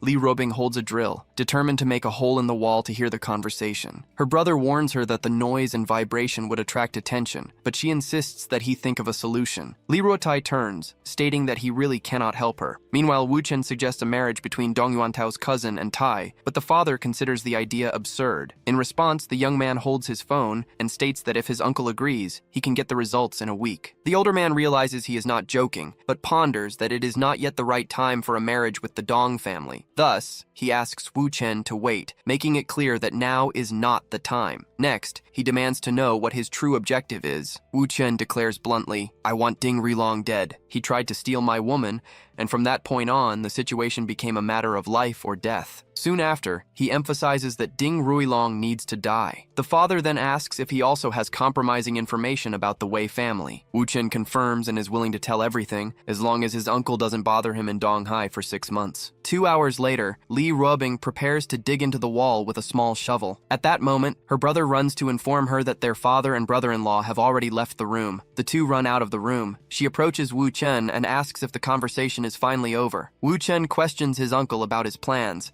and the older man replies, "I am leaving." Li Ruobing demands to know what he told her father to make him leave so easily. Insistently, she asks him to tell her the truth. Li Ruotai says goodbye and leaves, leaving his sister and brother-in-law alone. Then, Li Ruobing says that if he is sincere, she might reconsider certain things. Wu Chen replies, "I haven't been feeling well because Qingying has been very clingy, which has exhausted me." She tries to push him, calling him shameless. However, he holds her wrist, stopping her. Wu Chen pulls her closer and asks, "Aren't you also shameless for acting that way?" He asks if she's jealous, and the response comes quickly. She says, "I've already told your father everything about Ding Ruilong and the Wei family." Following this, Wu Chen recounts the entire story involving Dong Yuantao and He Shiqin. Upon hearing this, Li Ruobing concludes that when the Dong family scandal comes to light, even more people will wish for Ding Ruilong's death. She congratulates him on his good work, and in a provocative tone asks, "Shouldn't I give you a reward?" Wu Chen asks, "Are you really sure about doing that here, as many eyes are watching from the building next door?" She calls him remarkable for still being able to fall for her,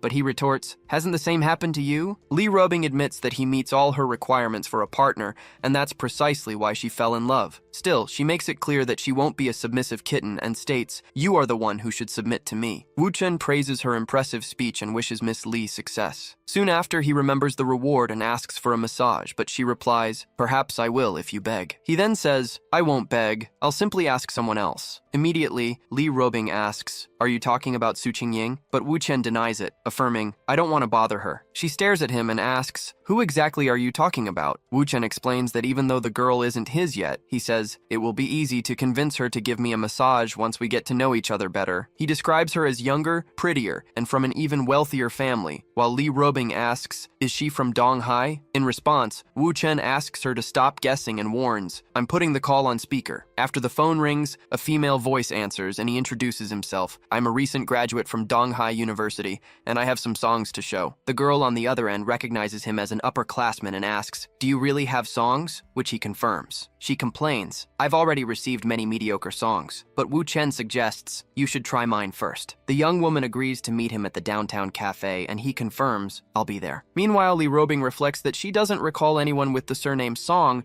among Donghai's top 10 millionaires. Suddenly, she has a suspicion and asks Wu Chen, "Does the girl belong to the Wu family?" He confirms that she is Wu Yurong's daughter, and Li Ruobing asks, "Don't you fear her mother?" She then explains that Wu Yurong is known as the Black Widow of Donghai's business community. Wu Chen replies that he also knows she was once called Donghai's top beauty, which leads Li Ruobing to ask him to reconsider. She says, "Please reconsider." Then she offers to be his and pleads, "Please don't meet her daughter, Song Xuan." He reassures her, saying, "It was all a misunderstanding. The meeting and massage are just excuses." Li Ruobing holds on to him, asking, "What do you really intend to do?" But he just asks her to relax. At the cafe, he finds a young woman who introduces herself, "I'm Song Xuan," and extends her hand to greet him. Introducing himself as Wu Chen, he shakes her hand, and she invites him. Please sit down and order something to drink. He declines the drink, and then she asks, "Is the material on a flash drive or in manuscript?" Wu Chen asks only for a pen and paper, which makes Song Xuan question, "Why?" He calmly replies, "I will write the song right here." Pointing to his own head, he states, "Everything is already ready." And she accuses him, "You're joking." 10 minutes later,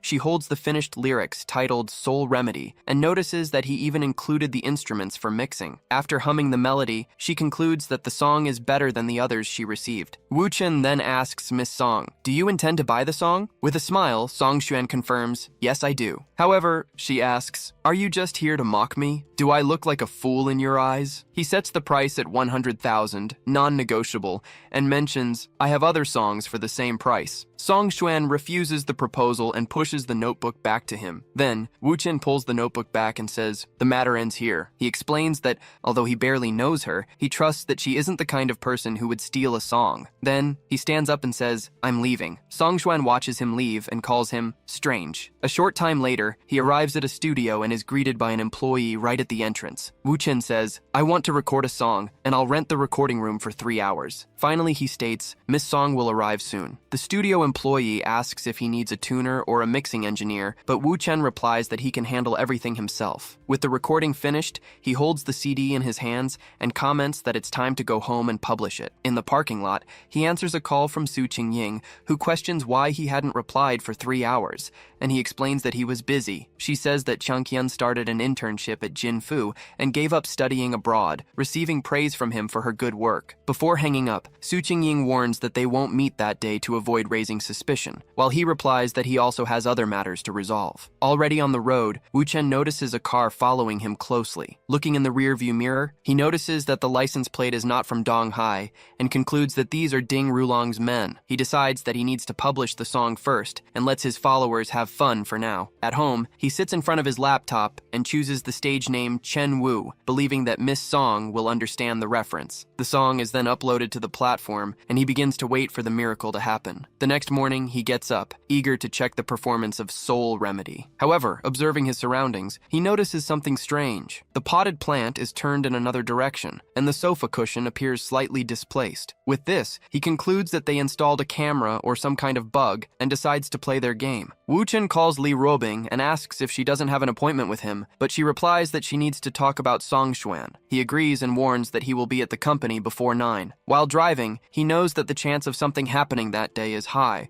although everything is still under control. Looking to the side, he realizes that his pursuers have already approached. Suddenly, his car is surrounded by trucks, and he recognizes the classic trap disguised as an accident. Quickly, he memorizes the vehicle's license plates and rewinds time. Wu Chen wakes up in his bed again, stating, now it's his turn to play. Then, he calls Li Rotai, informing him that Ding Rulong's men are in Donghai and describing the vehicles they will use. He asks for them to be captured alive, as it will be easier to deal with them on the road. Considering it difficult to act while moving, he decides to head to the Xinmao shopping mall parking lot. In another call, he informs Li Robing of his location and warns that the cars followed him there. Now, he merely awaits the execution of Ding Rulong's reinforcement plan. One of the drivers notices that the target has entered the underground parking and orders an immediate retreat. However, during the maneuver, the vehicles are hit by other cars. Annoyed, one of the drivers asks the other if he even knows how to drive. At that moment, a group of men approaches and their leader replies, no, and ironically invites them for a walk. Shortly after, the drivers responsible for the attack on Wu Chen are captured. A man receives news that his subordinates were caught by Li Rotai and without hesitation, orders Plan B to be activated. Jiang Chuan, Ding Rulong's trusted man, orders the payment to be doubled and demands a clean job in the shopping mall parking lot. As he walks,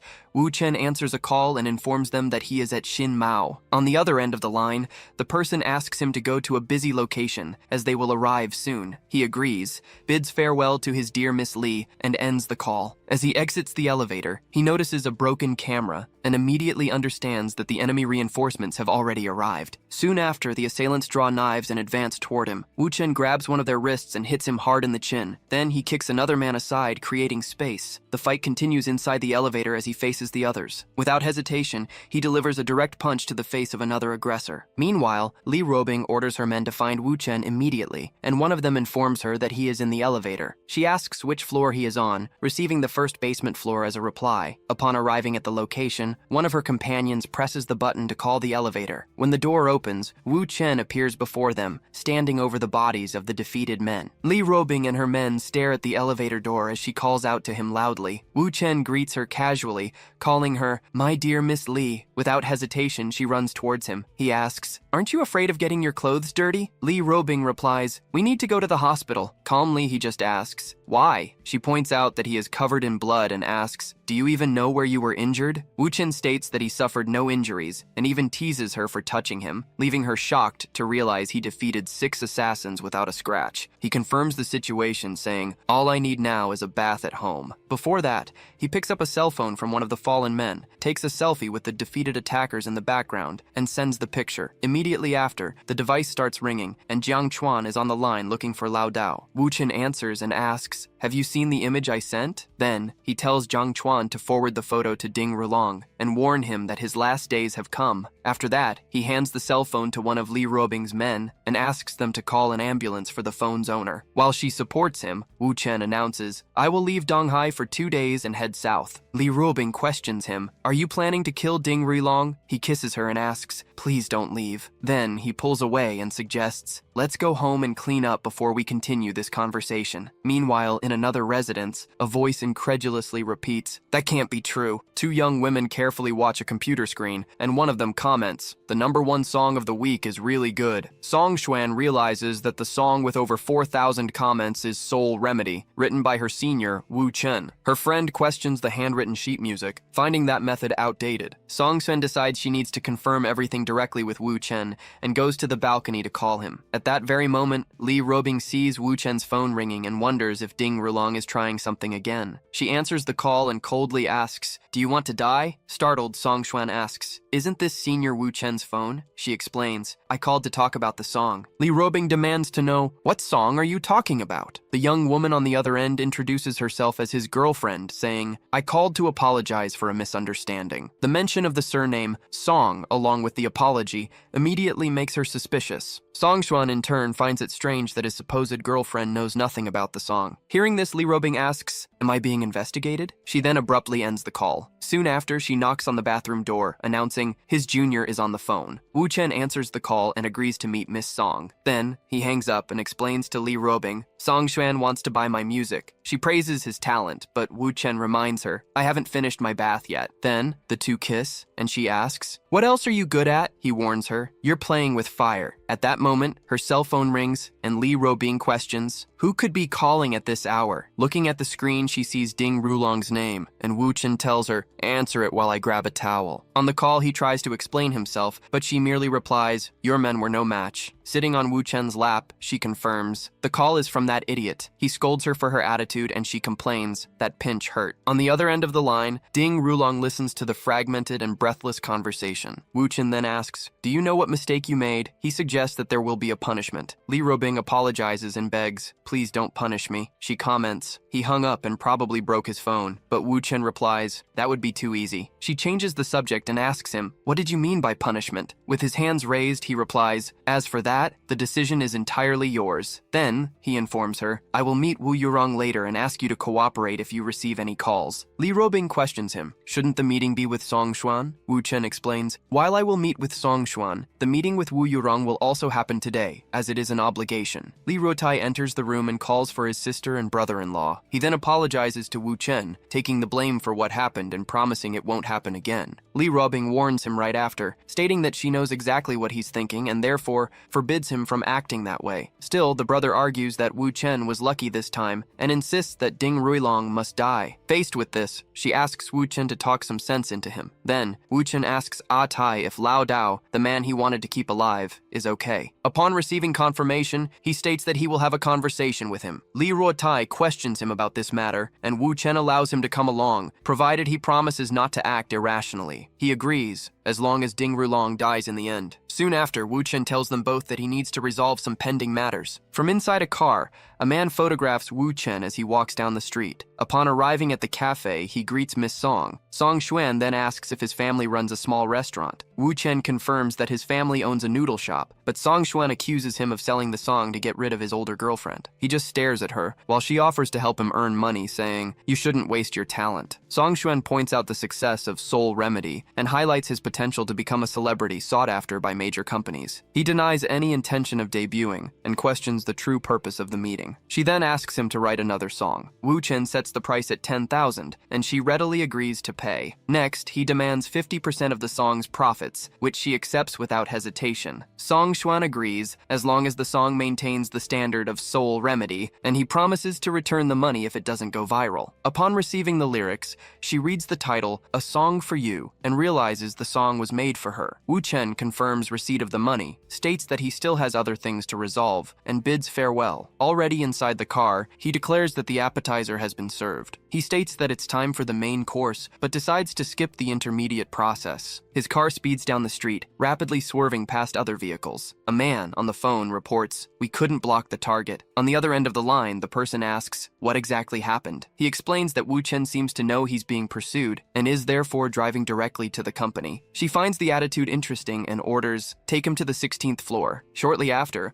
a man announces that he has arrived, and a voice from inside invites him in. Wu Chen enters the room, while one of the men asks him to step forward. Standing before him are Wu Yurong, the CEO of Senlan Group, accompanied by her bodyguard Chu Yan. Then, Wu Chen questions Director Wu, asking, "Wasn't it a bit rude to invite me that way?" She replies that she doesn't understand his objective and states that, in fact, he is the one being rude. Next, Wu Yurong orders the bodyguard to leave the room. Before leaving, Chu Yan warns him, "Don't try anything." Alone, she invites him to sit down and asks, "What is your purpose concerning my daughter, and does Li Robing know about this meeting?" Wu Chen retorts, asking, "Why do you care so much about a daughter fathered by someone else?" Soon after, he reveals that Wu Yurong was forced to marry and always threatened her husband with a knife. He continues, explaining how she used excuses to avoid her husband in the mornings. Next, he details that after Song Xuan's birth, she began to turn against her husband's family. Wu Yurong comments that Song Xiang is also dead and invites him, "Let's talk about Xuan Xuan." She warns him that even though she didn't give birth to the girl,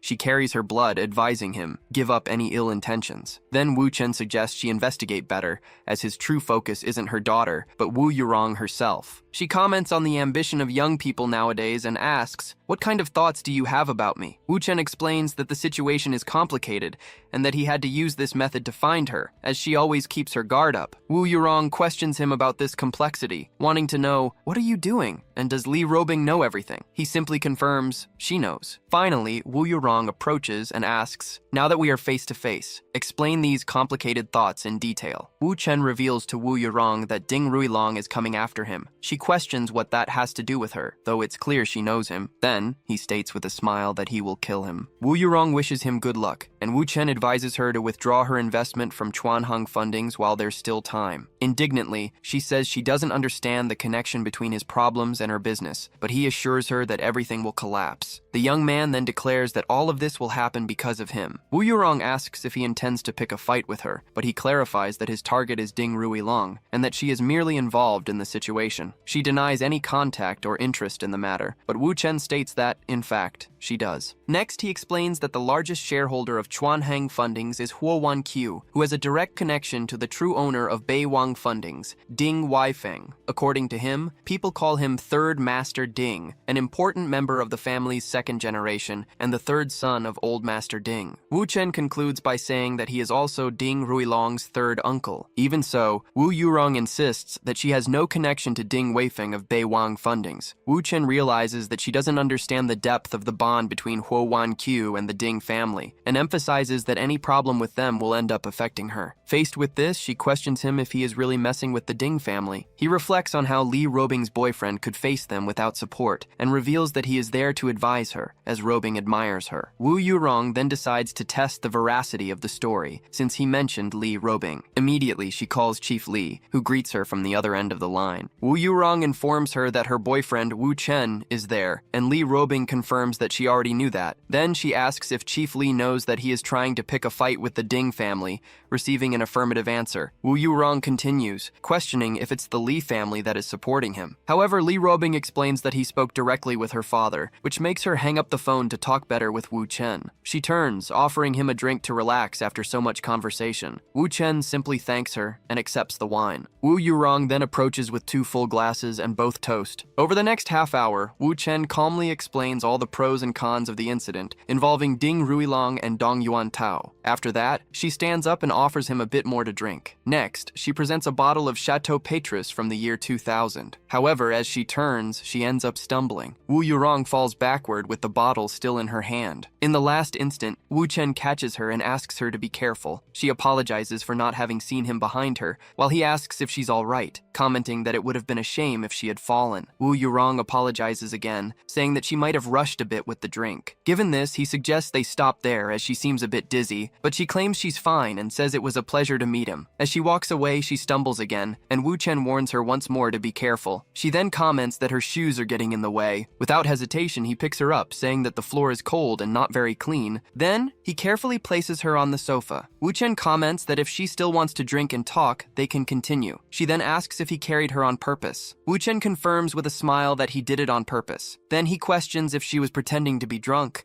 suggesting that she also acted intentionally for him to hug her. Wu Yurong is surprised to realize that he discovered her disguise. Then, Wu Chen approaches and says that although she gave him the opportunity, the tactics used with other men are unnecessary with him. He invites her to talk, claiming to understand her better than she understands herself, but she questions his excessive confidence. While drinking, he asks if her husband really committed suicide or if he was driven to despair. Wu Chen reveals that the director he knows is 42 years old and is still single. Then he asks if, at night, when she feels lonely, she resorts to a certain object kept in her bedside drawer. With the wine glass in hand, he states that it's natural to have intense desires at that age, and there's no reason to be ashamed. Soon after, he asks if she never thought about starting her life over, so as not to live so exhaustingly, quoting the lyrics of one of her songs. Wu Chen then just asks if she still wants another glass. Wu Yurong stares at him and demands to know who he is exactly. She observes him closely, trying to understand how someone could be so mysterious. Wu Chen asks her not to be surprised, saying that he even knows about the theft of the Song family's designs and the schemes she created, emphasizing, however, that he is not her enemy. She realizes that he knows secrets capable of sending her to jail. Now, only 2 choices remain. The first is to kill him and make him disappear. The other option would be to maximize their relationship and take advantage of his skills. However, he is too mysterious to be eliminated, leaving only one alternative. Wu Yurong agrees that they will not be enemies and presses him, wanting to know how he intends to escape the Ding family. The 2 toast while he invites her to join him, but she questions if Miss Li won't be jealous. Wu Chen reveals that Su Qingying is also his woman, and Robing is not jealous, as she is not an ordinary woman. She then understands what really happened at the Jinfu board meeting. Wu Yurong takes a sip of her wine. With that, her decision is made. She states that she has drunk enough and invites him to her apartment for tea to sober up. Holding her foot, Wu Chen agrees to go, since the idea is to drink tea. At the door, she asks if he has a lot of free time that day. He confirms that he does, while she leans on him to put on her shoe. Wu Yurong kisses him right there. Wu Chen comments that this kind of initiative should come from the man. Then, he touches her lip and asks, "Is it okay to do that right at the entrance?" He lifts her by the waist, but she asks him not to be impatient. Then, Wu Chen picks her up, reminding her that he has plenty of time, and throws her onto the bed. Wu Chen takes off his shirt, while she asks him to go slow. Lying down, Wu Yurong says, "You'll have to put in some effort." The next morning arrives. Song Xuan enters the house calling for her mother. In bed, Wu Yurong is startled to realize that Xuan Xuan has returned. Quickly, she tells Wu Chen to hide under the bed. Song Xuan stops at the bedroom door and stares at her mother. Covered in bed, Wu Yurong calls her daughter's name. Song Xuan says that she misunderstood and, realizing there's a man there, decides to leave. Wu Chen smiles beside her as his phone rings, displaying the call identified as Uncle. Li Robing asks if Wu Chen went looking for her, but Wu Yurong replies that he just left his phone next to her. She then denies that he went after her. On the other end of the line, the woman asks if she was the one who looked for him. Wu Yurong denies it once again, and Li Robing then asks where they are at that moment. Naturally, she replies that they are at her house. Li Robing wants to know if the director asked Wu Chen to spend the night there. Smiling, Wu Yurong confirms that the two of them slept together. In her office, Li Robing says that they need to talk. Wu Yurong then invites her to come to Nancheng. Sitting on the bed, Wu Chen asks, "Was that Ruo Bing on the phone?" She confirms that the young woman is coming and says, "I'm going to take a shower first." Song Xuan asks her mother, "Won't I disturb the couple if I decide to stay home?" Soon after, she asks, "Who is that uncle? And did you already know him?" Wu Yurong replies, "It's better for you to take this opportunity to get to know each other since you'll have to interact in the future." She then affectionately strokes her daughter's hair. Song Xuan says goodbye to her mother and says, "You can introduce me to the uncle another time." 40 minutes later, the doorbell rings. Wu Chen opens the door and greets Ruo Bing. She comments, "You really always manage to bring me surprises." He thanks her for the compliment and soon after asks, "Are you jealous?" Li Robing remains silent and turns her back to him. Then she asks, "Why can't you be a little more considerate of me?" Wu Chen approaches and says, "I love you." Li Robing stares at him, surprised by those words. She pulls away and asks, "Have you ever said that to anyone else?" He denies it. With a smile, Li Robing turns around and says, "I love you too." He hugs her from behind, but she interrupts him, asking, "How will you handle the situation if Su Qingying or the other person finds out?" Wu Chen reassures her, saying, "None of them will make a scene." Wu Chen then heads to the door, saying, "I'll go home first so you can talk to Director Wu." Wu Yurong appears next and says, "I apologize for having made Miss Li wait." Li Robing suggests, "Let's set aside unnecessary discussions and be direct." But the other woman says, "I don't understand what you mean." Faced with this, Li Robing demands, "Kneel and apologize." Wu Yurong states, "I see no reason to apologize to you." Li Robing explains, "If someone sleeps with my man, they should at least greet me." The director, however, replies, "That's not necessary, as we're both just enjoying life, and there's no future for our relationship." Li Robing then states, "You are not the first, nor will you be the last woman to sleep with Wu Chen." Wu Yurong realizes that, unlike how she deals with Su Qingying, Li Robing shows a lack of confidence when confronting her. She asks, "Is it true that Miss Li hasn't moved into Wu Chen's house yet?" The other confirms, saying, "He can be unpredictable." Li Robing recalls, "He turned Su Qingying into a lover in just one day, and now Director Wu is in the same position." Wu Yurong realizes that she is being treated as insignificant, just like Su Qingying. She reflects that Wu Chen is more committed to destroying the Ding family than to possessing her, which indicates that his true goal is to win Li Robing's heart. This patience, according to her, is different from how she was treated, making clear an exclusive favoritism for Li Robing. Li Robing then states, "I will give Director Wu another chance." Wu Yurong, in turn, only asks, "Why do you need to be so aggressive?" Li Robing demands that she kneel and apologize. In response, Wu Yurong approaches and kisses her forehead. Calmly, she states that she understands her feelings and explains that the kiss is a retribution for the favor done to Wu Chen. She then asks if that apology was satisfactory. Smiling, she laments that Li Robing wasn't present last night, as the three of them could have been together. The young woman with glasses questions what kind of nonsense is being said. Then the director asks if she felt the sincerity, or if it will be necessary to apologize again. Li Robing demands respect. Finally, she concludes that there is no way to communicate with someone like this. She turns, says goodbye, and leaves. Alone, Wu Yurong finally admits that she has fallen in love with Wu Chen. Already in the car, Li Robing calls him and asks why he only encounters crazy women. On the other end of the line, Wu Chen just asks what happened. She replies that the incident that day was even more outrageous than Su Qingying's, but decides not to talk about it anymore. Wu Chen realizes that Wu Yurong handled the situation skillfully, without letting Li Robing get the upper hand. He reflects that the director probably won't provoke her again, as Li Robing is resolute and doesn't care about the consequences. Meanwhile, Wu Yurong comments to Wu Chen that he should trust her a little more to resolve things. At that moment, he receives a call from Li Ruotai, who announces that something serious has happened. In a hospital room, Li Ruotai accuses Ding Ruilong, still bandaged, of acting recklessly in his territory. Then, he continues to yell, accusing him of daring to conspire against his brother-in-law. Taken by rage, he grabs him by the collar and demands to know who else is in Donghai and what their plans are. The man lying down remains silent, and Li Ruotai screams for him to speak. Soon after, he points a gun at Ding Ruilong's head, threatening to pull the trigger if he doesn't respond. One of his men advises him to calm down, reminding him that Brother Chen is on his way. Li Ruotai agrees that it makes sense and lights a cigarette. Then, he invites his men to go outside to smoke, so as not to scare the patient. However, when they turn around, they realize the bed is empty. Wang Jiangyuan gets irritated when he finds the room without the patient, while the nurse informs him that he escaped. One of his men points to the open window. He approaches and wonders how the fugitive had the strength to climb climb the steel pipe and escape. On the phone with Wu Chen, he explains that the man disappeared, but assures him they will find him, which leaves his brother-in-law suspicious. Wu Chen realizes that before meeting old Dao, the only person capable of pressuring the fugitive was Li Ruotai. Wang Zhengyuan tries to stammer the truth to his brother-in-law. However, Wu Chen interrupts him, stating that he already knows everything and will find the person himself. After the call, Wang Zhengyuan wonders why his brother-in-law hung up without letting him help with the search. Wu Chen puts on a cap,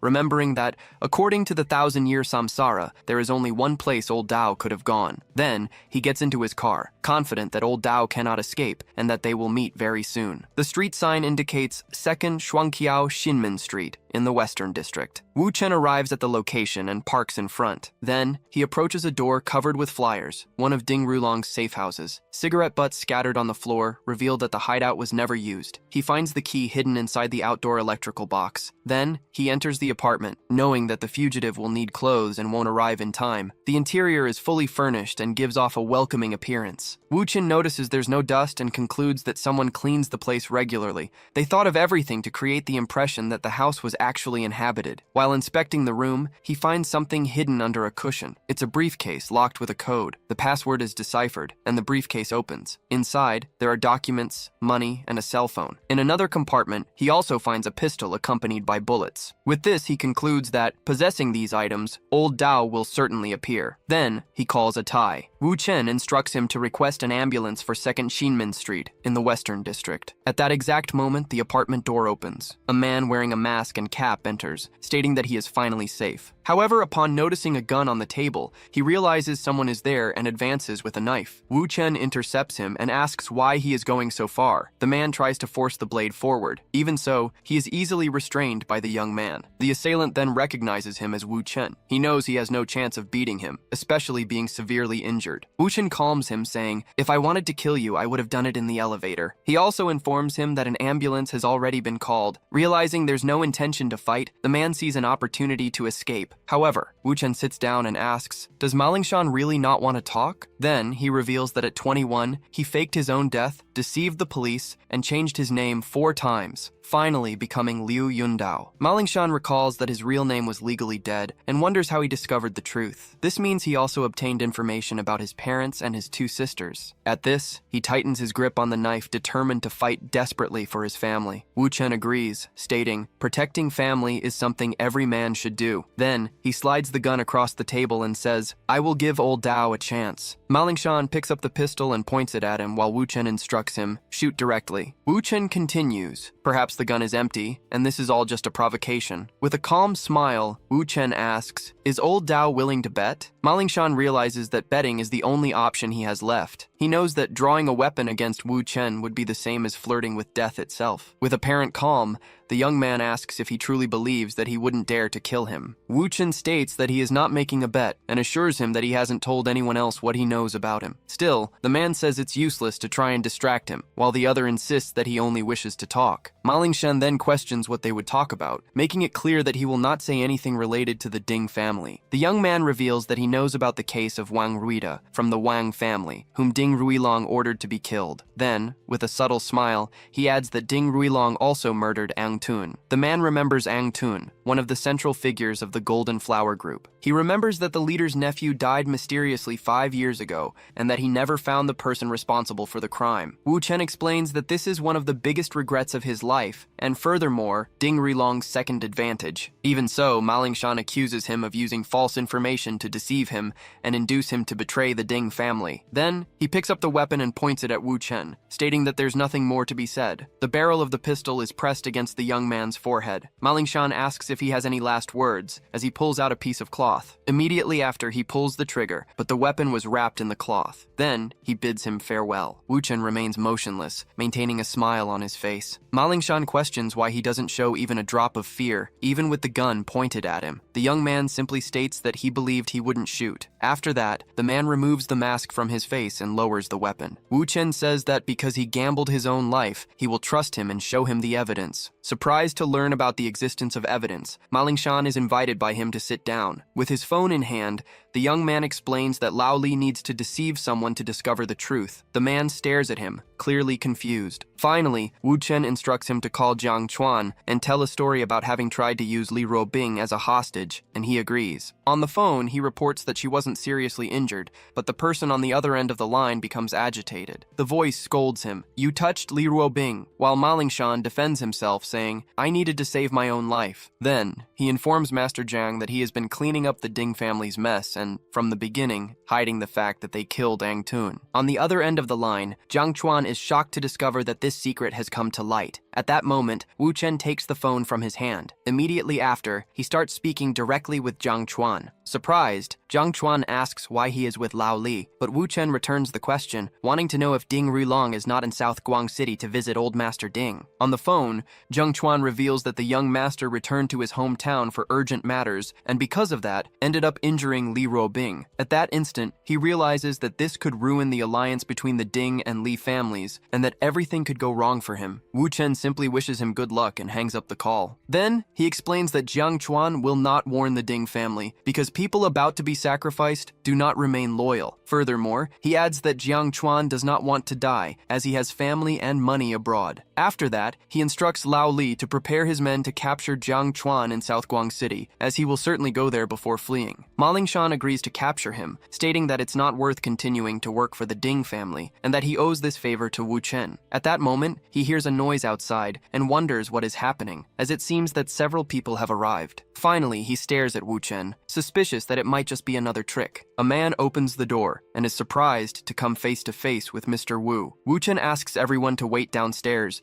so as not to disturb the residents. Then he turns and asks old Dao to continue the conversation. In another location, Malingshan orders by phone to bring reinforcements to capture Jiang Chuan immediately. On the other end of the line, the man hesitates, but Malingshan tells him to stop asking questions. Wu Chen reveals that he knows their interest in Jiang Chuan is to find out if Ding Ruilong killed Ang Tun. Then he recounts that 5 years prior, Ang Tun brought some people to the country to negotiate. The plan was to smuggle jade with Ding Ruilong and thus grow within the Jinhua Corporation, but the proposal was rejected. Feeling humiliated by the refusal, Ang Tun began to threaten him, trying to force him to cooperate. That same night, Ang Tun simply disappeared from the world. Malingshan remains silent, listening carefully to the whole story. Wu Chen states that the great regret of his life has been resolved, and that he will now give him another valuable gift. Soon after, he makes a call and announces that old Dao is under his control, demanding a ransom of $100 million. On the other end of the line, a gray-haired man asks who is speaking. He then introduces himself as Wu Chen and asks if the other has heard of him. Wu Chen confirms that old Dao failed his mission, but assures that he is still alive. Next, he justifies the ransom amount, but the man makes a counteroffer of $50 million and suggests the exchange at the border. Wu Chen praises the boss's demeanor and asks if he would also like to know who killed Ang Tun. The man demands that he tell everything he knows about what happened. Then, Wu Chen reveals the agreement between Kun Han and old Dao to assassinate Wang Ruida at Ding Ruilong's command. He questions how it was possible to discover the truth about Ang Tun, but not about the order to kill Wang Ruida. Wu Chen states that he and Ding Ruilong are mortal enemies,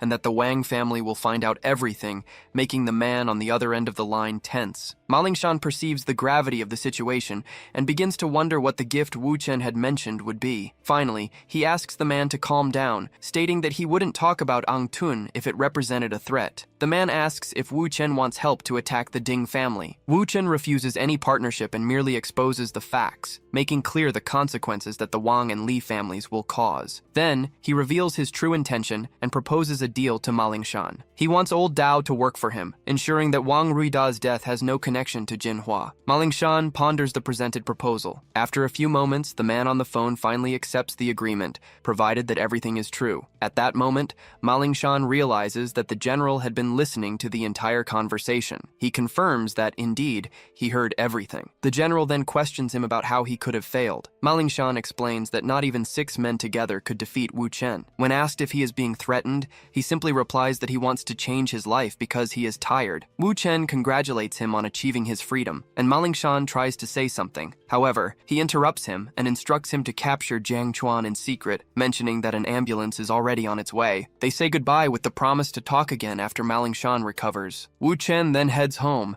saying that he needs to take a nap. He then appears sleeping soundly in his bed. bed. Something moves under the covers at the foot of the bed. Lee Ruobing emerges from under the blanket. He asks what she is doing there, and she replies, "I wanted to reward you." Wu Chen approaches to kiss her, asking her to grant him the reward. Finally, he lays her on the bed and begins to remove her clothes. Lee Ruobing comments that they have only known each other for 8 or 9 days. In response, he asks if she believes that, even so, he doesn't know everything about her. She challenges him, asking for examples of what he claims to know. Wu Chen states that he knows she is only there to deceive him, and adds that they cannot do anything today. She asks him not to say that, insisting that it is not a deception. Lee Ruobing sits down and comments that she knows her dear Mr. Wu looks a bit pathetic at that moment. Soon after, she kisses him so he won't be sad. Wu Chen warns her that Tai will come that night and explains that he is not angry about her dismissing old Dao. She responds that he cannot pamper him too much, as those who err need to apologize. The doorbell rings, and Lee Ruobing explains that it is the guards who went to buy groceries. She then says that for now that's all and leaves the room carrying a bag. Shortly after,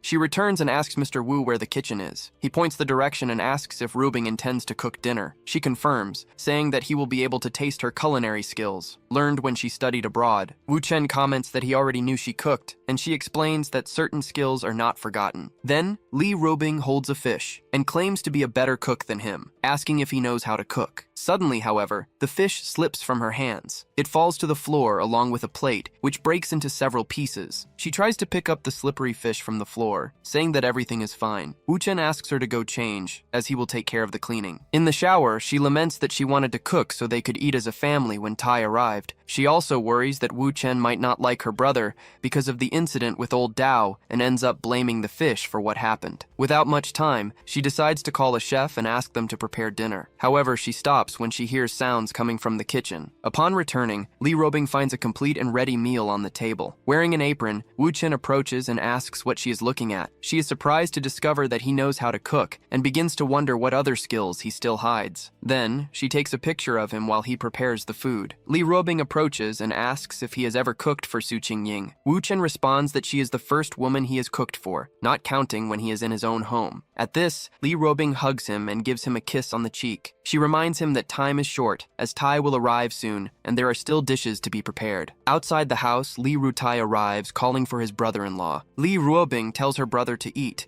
explaining that their brother-in-law prepared all the dishes. Impressed, he tastes the food and praises it, stating that he has never eaten anything so delicious. She asks him to apologize properly, without empty words or exaggerated acting. Wu Chen then offers some of the food to Ruobing. She tastes it and is surprised by the flavor, saying that it is as good as a Michelin chef's. He asks Lee Rutai to eat more and adds that he and his sister can come back whenever they want, also not to worry about the incident involving old Dao. Later, Lee Ruobing comments to her husband that it is late and they should rest. He reminds her that she thought they couldn't do anything that day. She places a finger over his lips, asking for silence. Finally, Lee Ruobing whispers, "There are always ways, even in inconvenient moments." Wu Chen questions her for brushing her teeth so many times, even listing the times she has already done so. He then approaches and asks if she isn't afraid of overdoing it. Lee Ruobing spits into the sink, calls him a shameless scoundrel, and watches him walk away. He offers the breakfast he prepared, but she refuses, explaining that she has a meeting at the company. She asks if his commitment involves meeting Wu Yurong,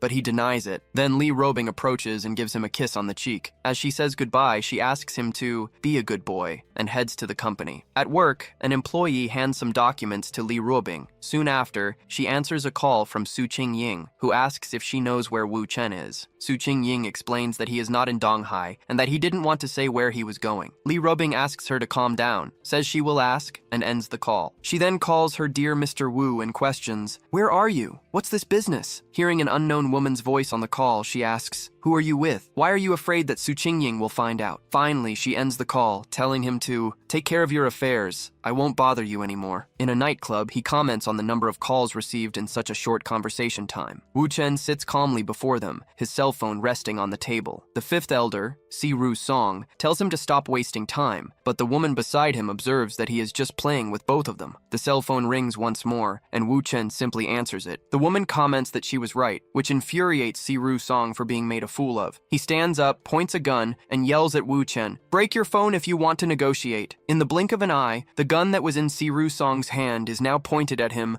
by Wu Chen himself. The elder and the woman are shocked by what they just saw, and he calls him a ghost. Si-Ru Song's men storm into the room and surround Wu Chen with weapons drawn. Now calmer, Si-Ru Song warns that his phone is ringing and asks if he intends to answer it. Wu Chen answers the call while holding the gun steady, and a woman complains about the delay, but he merely replies, "I'm handling business." Wu Yurong asks why he seems so rushed and confesses that she missed him so much that she even dreamed of him last night. She invites him to lunch, but then asks, "By any chance, are you with Li Ruobing?" Wu Chen lies, saying that he is out of state and will be back in 2 days, promising to call tonight before ending the call. As soon as he hangs up the phone, one of the henchmen approaches from behind, wielding a knife. Wu Chen quickly turns, blocks the attack with his arm, and instantly fires the gun at the assailant. He then points the gun directly at Si-Ru Song. The fifth elder kneels on the ground and offers 20 million. Soon after, he increases the offer to 50 million, begging to be spared. Desperate, Si-Ru Song raises the offer to 200 million, promising to cover any amount he received. Wu Chen states, "I just hate being sworn at. Let's talk alone," making Si-Ru Song order his men to withdraw. He helps him up, warning him there's still 1 bullet left in the gun. He then returns the pistol, and Si-Ru Song submissively agrees to do everything he's asked. Wu Chen reveals that he knows Si-Ru Song arranged a woman for Ding Ruilong, and that he's repeating the same thing now. Finally, he questions, "What exactly are you plotting this time?" Wu Chen proceeds to list the achievements of the fifth elder Mao, mentioning his various businesses, valued at over 30 billion. Si-Ru Song found the speech odd because the young man had investigated his past in great detail, yet he didn't seem like an assassin sent by Ding Ruilong. He asks the elder not to panic, and reminds him that the Gu family from Mo-Du forced him to deceive Ding Ruilong. Wu Chen explains that it would be strange not to be close to the Gu family since he works in Mo-Du. The elder can't understand his actions and questions what he truly wants. Wu Chen states that he did an excellent job dealing with Ding Ruilong. Next, he asks if the elder holds any resentment against him, and the answer is affirmative. Hearing this, Si-Ru Song relaxes, invites him to sit down and says, "We are allies. We can talk calmly." Once seated, Wu Chen comments, "I've heard that Chief Mao has been looking after He Shuqing." The mere mention of the name surprises the elder. He recalls the first time he saw her and how he felt a desire to possess her. However, her distinct aura warned him that she was an extremely dangerous woman. For this reason, he decided to investigate her. Observing her in secret, he realized that the loneliness in her eyes was real, almost making him want to help her. Even so, he knew the risks he would face if he took such an action. Restraining himself, he kept her under surveillance, both to prevent other men from approaching her and to sell a favor to Ding Ruilong. Si-Ru Song finally understands that Wu Chen's resentment towards Ding is linked to Li Shiqing. Then, he deduces that only with a lover like that would she not be afraid of Ding Ruilong. The elder offers to arrange everything and ensure his friend has a great time. Wu Chen corrects him, saying, "In fact, I intend to take them to Donghai." Si-Ru Song laughs and asks, "Is Mo-Du no longer enough for you?" He reveals that he has already met He Shuqing. Wu Chen explains that he sought him out because he is He Xingxing's new tutor, and emphasizes that he doesn't want Ding Ruilong to find out. Surprised, the elder questions him about this story of being a tutor, and also taking her to Donghai. He shows confusion, as Donghai is Li Ruotai's territory, and asks, "What should I call you?" The young man simply replies, "My name is Wu Chen." At that moment, Si-Ru Song's phone begins to ring. He asks Mr. Wu for permission to answer the call, and permission is granted. On the phone, he asks Brother Gu, "By any chance, do you know Wu Chen from Donghai?" He explains, "The young man is in my office." On the other end of the line, Gu Ruibo, Li Ruotai's friend, is completely shocked by the question. Gu Ruibo says, "I need to confirm something." He asks them to wait and announces, "I'll be there shortly." Wu Chen then asks, "Is Gu Ruibo on his way?" Si-Ru Song questions, "Why did we go through such a long roundabout way if you already knew each other?" He explains, "I don't know him personally, but we both know of each other's existence." He suggests, "Let's continue talking about He Shuqing." Si-Ru Song then guarantees, "You will not know anything about He Shuqing in the coming days." Next, Wu Chen calls Li Ruotai and comments, "I heard from a friend that your brother-in-law was in Mo-Du." He asks, "Has Gu Ruibo contacted you?" The young man asks him to go easy on Brother Gu, saying, "We're like brothers." He states, "I'll talk to him." Wu Chen reassures him, explaining, "It's all just a misunderstanding, and I'm just here to discuss business." He announces, "The man has already arrived and will talk later." Gu Ruibo arrives accompanied by his men and stares at Si-Ru Song. On the phone, Li Ruotai asks Brother Gu to be polite, emphasizing, "Wu Chen is your brother-in-law." Gu Ruibo doesn't understand the request, so Tai insists insists, just be polite and don't irritate him. By his tone of voice, he realizes that Tai seems to be somewhat afraid of his brother-in-law. Faced with this, Gu Ruibo begins to wonder who exactly this Wu Chen is. On the phone, Li Ruotai warns him never to go against his brother-in-law, saying that he shouldn't blame him later for not warning him. Gu Ruibo asks what's happening while looking in Wu Chen's direction. Tai then explains that it was with his guidance that he managed to handle the Wei family's business so efficiently. He adds that his brother-in-law's past is something even the Li family couldn't uncover, but an agreement with his father obliges him to obey him. Gu Ruibo approaches Wu Chen in a friendly manner, saying, Tai mentioned you countless times and I should have been informed about your visit. Si Rusong observes the scene, finding the warm treatment strange, something Gu Ruibo had never shown, not even to his own father. Gu Ruibo then reprimands Old Mao, stating, Wu Chen is an extremely important guest. Old Mao agrees that it was all just a misunderstanding. Soon after, he invites Mr. Wu to a welcome dinner, and the two shake hands, with Wu Chen agreeing to follow his arrangements. At another moment, Gu Ruibo asks if he knows his older brother. He remembers how Tai described his brother-in-law as someone who might not even be human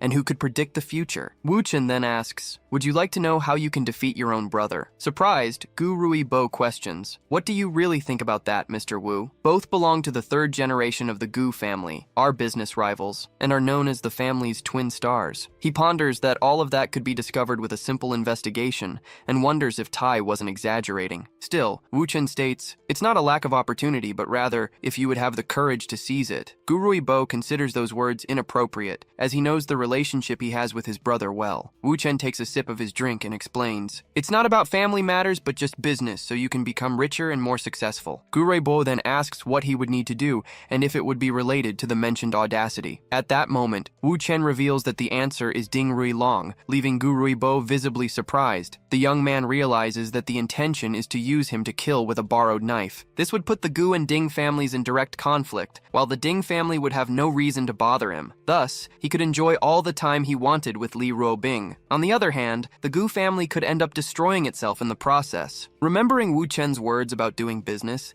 he decides to ask for more direct clarification. Gu Ruibo asks if the proposal involves taking over the Ding family's business, admitting that he has been fighting against them for years and is at a disadvantage. Wu Chen states that he knows his original method wouldn't work, and guarantees that the deal he proposes will put him far ahead of his brother in just 1 year. Given this, the young man decides that, with Tai's assurance, he is willing to bet everything on this opportunity. Then, Gu Ruibo declares with conviction, I will do this business with you, Mr. Wu. Wu Chen takes out his phone and says he will make a call. He then invites the woman on the other end of the line to come to Modu immediately. The woman on the phone confirms she will arrive without delay, and Gu Ruibo realizes that voice clearly isn't Tai's sister's. For him, the chance to surpass his brother means he will now follow Wu Chen as his leader. Soon after, an employee escorts a woman inside, announcing, Mr. Wu is waiting for you. With Wu Yurong's entrance, Gu Ruibo recognizes her as Miss Wu. He remembers the affectionate words Wu Chen exchanged with her on the phone moments earlier. Wu Yurong walks directly to the sofa where Wu Chen is sitting. Leaning in slightly, she asks him, please conclude the business soon as I can't wait any longer. Wu Chen helps her sit down and comments in a relaxed tone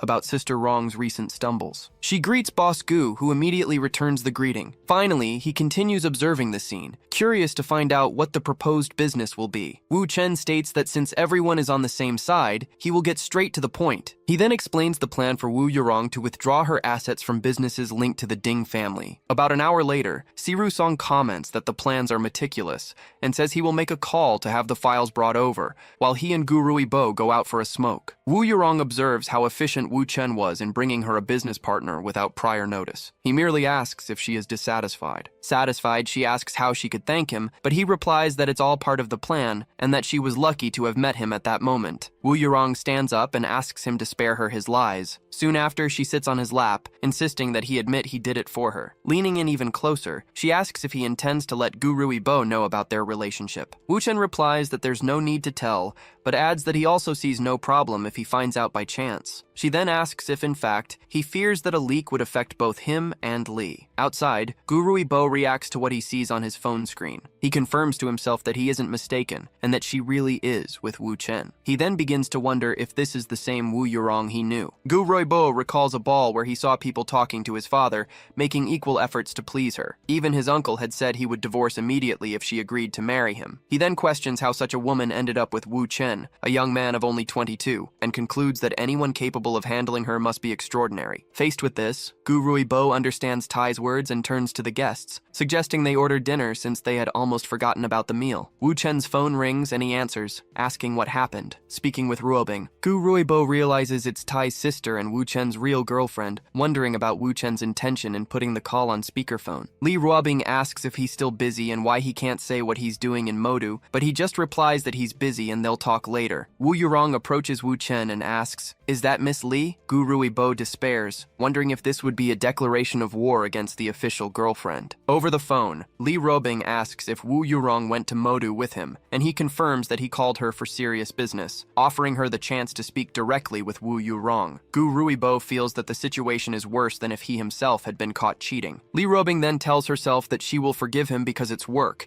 and asks him to take care of his business, stating that she will wait. Wu Chen turns to Gu Ruibo and asks him to order the dishes so they can talk while they eat. He merely agrees with a nod. Gu Ruibo wonders how Li Ruobing managed to tolerate that situation and admits that a man capable of handling both women at the same time is truly extraordinary. He then hands Wu Chen a file containing all the information he had gathered about Ding Rui Long over years of investigation. Wu Chen explains the strategy of using agents to buy shares in the Ding family company and secretly contacting minority shareholders. They agree that once they reach a certain percentage of shares, they will be able to take control of the company. Gu Ruibo reflects that with his family's background, Wu Yurong's connections, and the intelligence provided by Wu Chen, defeat becomes impossible. Wu Chen then comments that, with the deal almost closed, it's time to discuss the division of shares among them. Gu Ruibo reacts, realizing his suspicions were correct. He proposes reserving 5% of the profits for expenses, and that Wu Chen and Wu Yurong take 60%. Wu Yurong is surprised, as she expected him to offer only 40%. Wu Chen does the math and observes that this would leave Gu Ruibo with only 35%. Still, he states that he sees this as the beginning of a friendship with Wu Chen. Wu Chen praises his attitude and toasts to a happy and fortunate partnership. At another moment, Wu Yurong comments to Wu Chen that they have talked for too long. Finally, she asks him to lie down and let her take control. Wu Yurong sits on the bed and comments that she needs to take another bath. On the phone, Li Ruobing asks if he has finished his work yet. He confirms that he just finished and asks why she hasn't gone to rest yet since she was waiting for his call. Li Ruobing explains that she is working overtime at the company and won't be returning home that night. She then asks him to tell her what he is doing in Modu, and Wu Chen explains the plan involving Wu Yurong and Gu Ruibo. After a few moments, Li Ruobing comments that the other woman was lucky to make billions in profit by sleeping with him. Wu Yurong approaches, takes the phone, and tells Li Ruobing, "It's not like you to be so jealous." Li Ruobing decides that she will not allow Wu Yurong to do as she pleases. She denies being jealous and warns him to prepare for the treatment he will receive when he returns to Donghai. He then asks if this treatment will be like last time. Wu Chen replies that he is looking forward to it, while Wu Yurong merely observes his reaction. Li Ruobing calls him shameless and informs him that Ding Rui Long called, saying he will go to Donghai to apologize in person. He asks if any time has been set, and hearing that it hasn't, informs her that he will return in 2 days. Wu Yurong reflects on the fact that Ding Rui Long is going to Donghai. She then asks Wu Chen what he intends to do. He replies that he will do something interesting. Wu Yurong approaches and asks if Li Ruobing's treatment will also be interesting, and he confirms that it will. Then, she gets even closer and says that she also wants that something interesting. Wu Chen lifts her and warns that she will need some mental preparation. The next day, he wakes up and finds a note on the pillow beside him. The message says that she has returned to Donghai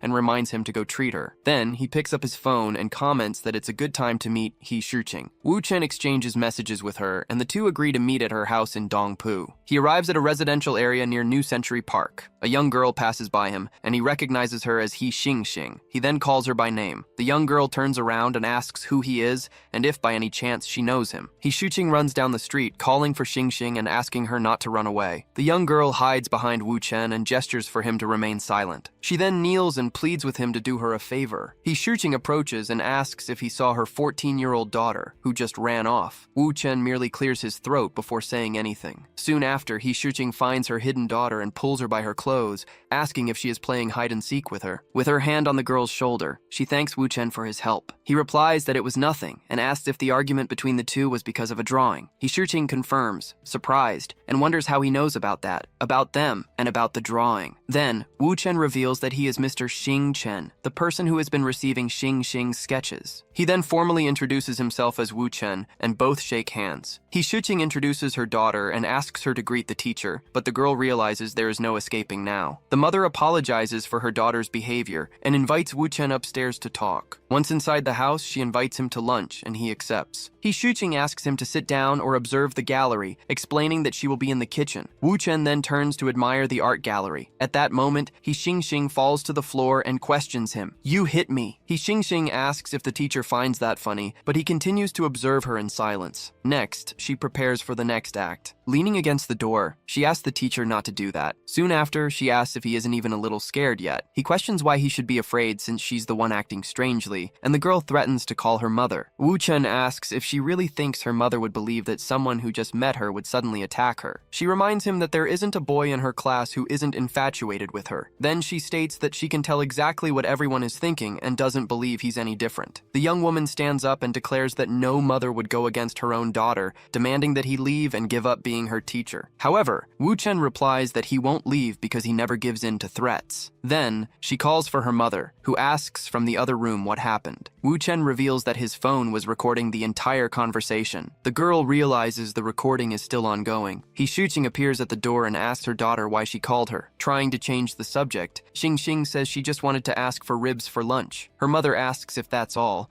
and the young woman confirms, saying they are hungry. Then, He Shuqing agrees to cook and asks her daughter to obey the teacher before leaving. Alone with him, the girl asks if it's not disgusting for a teacher to record his students. He replies that what's more disgusting is a student threatening a teacher with false accusations, and she is surprised to realize he was prepared. Wu Chen explains that he's always on guard against popular girls whom the boys in class love so much. He warns her not to cause any more trouble, or her mother will hear the recording and discover that her daughter likes to incriminate others. The girl understands that with that recording, the teacher won't leave her alone. Because of this, she decides she needs to find a way to get the audio. Changing her attitude, she apologizes and says her stomach isn't feeling well and she needs to go to the bathroom. Wu Chen simply replies. The young woman approaches a door and calls for her sister Shan Shan. Sitting in the bathroom, He Xing Xing says on the phone, "Someone is bullying me." On the other end of the line, a male voice offers to gather 100 people to help her. She then imagines Wu Chen begging for forgiveness after being beaten up. Upon leaving the bathroom, the young woman wonders how long the teacher will be able to remain calm. Suddenly, her mother appears at the door and congratulates her. He Shuqing then questions her for hiding in the bathroom, warning that that old trick won't work this time. The girl denies it and insists that she really just needed to use the bathroom. Not caring, her mother tells her to make the most of her time and learn to draw with the teacher before they eat. In front of the screen, He Xing Xing tells the teacher, "We can start." While Wu Chen explains a technique, she just watches him, maintaining a smile on her face. Half an hour later, He Shuqing announces that dinner is ready. During the meal, the daughter asks for permission to go out in the afternoon, explaining that the teacher could teach her to draw in a real environment. Her mother turns to teacher Wu, who simply agrees with the idea. Already outside, walking with him, the young woman says, "It's here." Wu Chen suggests they enter a nearby sports arena. However, he realizes he wasn't brought there for a drawing lesson when he notices the group waiting for them. One of the men comments that he had finally been waiting for him for a long time. He Xing Xing takes advantage of the distraction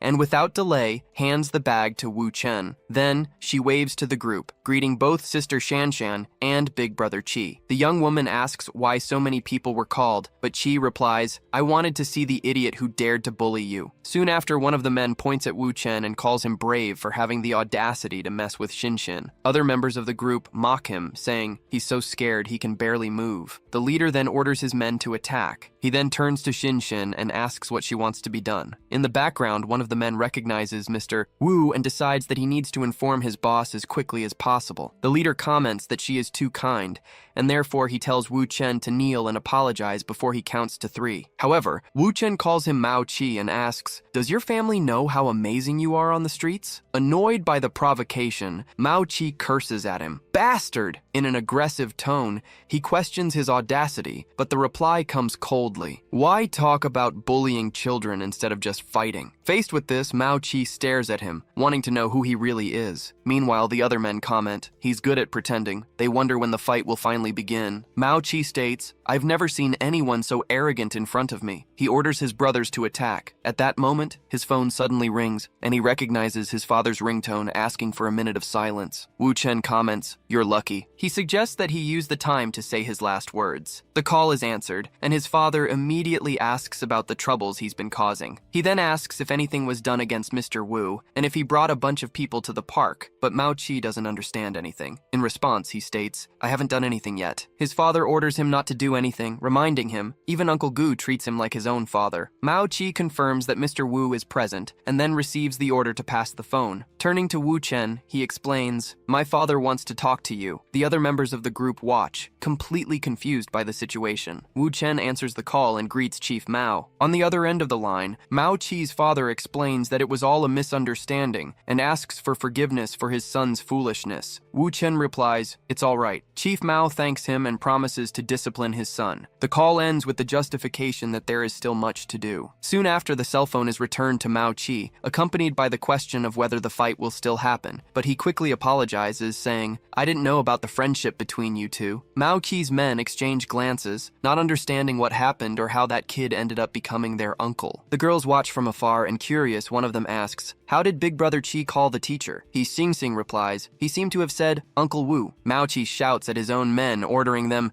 "Shut up and apologize to Uncle Wu." Then he hits one of them, questioning, "Are you stupid for not understanding the situation?" One of the men immediately bows in apology, and the others decide to follow their boss's example. Thus, the entire group bows before Wu Chen, asking for forgiveness. Showing no interest, he merely comments, "You're acting like gangsters. It's past time for you to leave." Mao Qi turns to his men and orders, "Everyone return." Uncle Wu has already spoken. Soon after, he bids farewell, saying, "I'm leaving too." Xing Xing takes the chance to flee, as she didn't imagine everything would end this way. However, Wu Chen holds her by the hoodie and asks, "Where do you think you're going?" Turning quickly, she says, "It was all a misunderstanding." She begs him not to tell her mother and promises to obey him in the future. Faced with this, he merely asks, "Is that really true?" She confirms, stating, "You're much better than Big Brother Qi, and I'll follow you." At that moment, Wu Chen receives a message inviting him for a drink on the 5th floor of the Golden Regal KTV. Then, he tells Xin that he will teach her to draw the next day, and asks her to go home first, to which she agrees. A man approaches and invites Mr. Wu to come in and sit down. Once seated, he asks, "What are Chief Gu and Chief Mao doing here?" Gu Ruibo and Mao Rusong enter the room, soon followed by Mao Qi. Without hesitation, Mao Rusong slaps his own son. He then explains, "I wanted to give an explanation to Wu Chen, and that's why I brought Gu Ruibo as a witness." Wu Chen merely comments, "Chief Mao doesn't need to worry about matters between children." Grateful for his understanding, the man shows kindness and hands him a card so he can relax. Sometime later, Wu Chen enters a room, commenting, "I'm a little sleepy." As he looks up, he sees a woman sitting on the bed. He recognizes her as Zhuang Xiaodi, the woman who was supposed to be reserved for Ding Ruilong,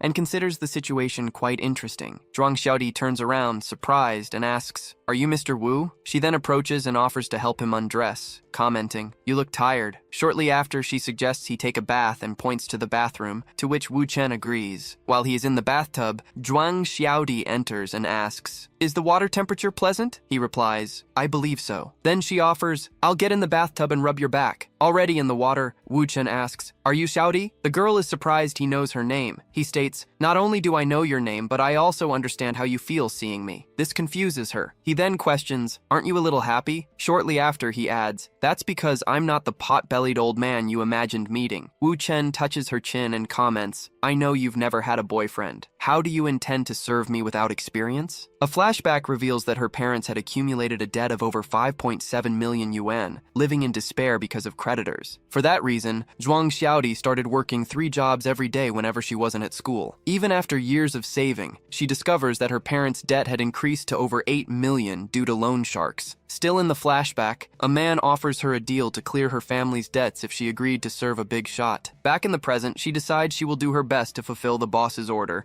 as she has been put to the test. Zhuang Xiaodi admits to Wu Chen, "Although I have no experience, I did my homework." However, he reveals that he was just joking. Already in bed, she asks, "Can I turn off the lights?" He replies, "You are in charge and can do whatever you want." Lying down, he recognizes that Zhuang Xiaodi really prepared herself. The next morning, she sees him already dressed and asks, "Are you leaving?" Wu Chen holds her face and asks, "Don't treat me with such formality. I'm not an affectionate person." He then tells her, "Rest well. You must be exhausted. I promise to return as soon as I resolve my affairs." Elsewhere, a woman asks Professor Wu, "Why don't you come to my house? My daughter Xinshin is waiting for you for class." While drinking coffee, Wu Chen reflects on the possibility of going to Donghai. Finally, he questions, "Aren't you afraid that a man named Ding Ruilong will discover that you left the city with your daughter?" The woman reacts, realizing that Wu Chen sought her out specifically because of her connection with Ding Ruilong. At that instant, she remembers searching for an online tutor and how he took the initiative to apply for the position. Understanding that he knows her relationship with Ding Ruilong, she feels manipulated. However, Wu Chen reassures her, stating, "Ding Ruilong doesn't care, as long as you don't take Xinshin abroad." She questions him, suspiciously, asking, "Are you trying to get closer to me?" Faced with this,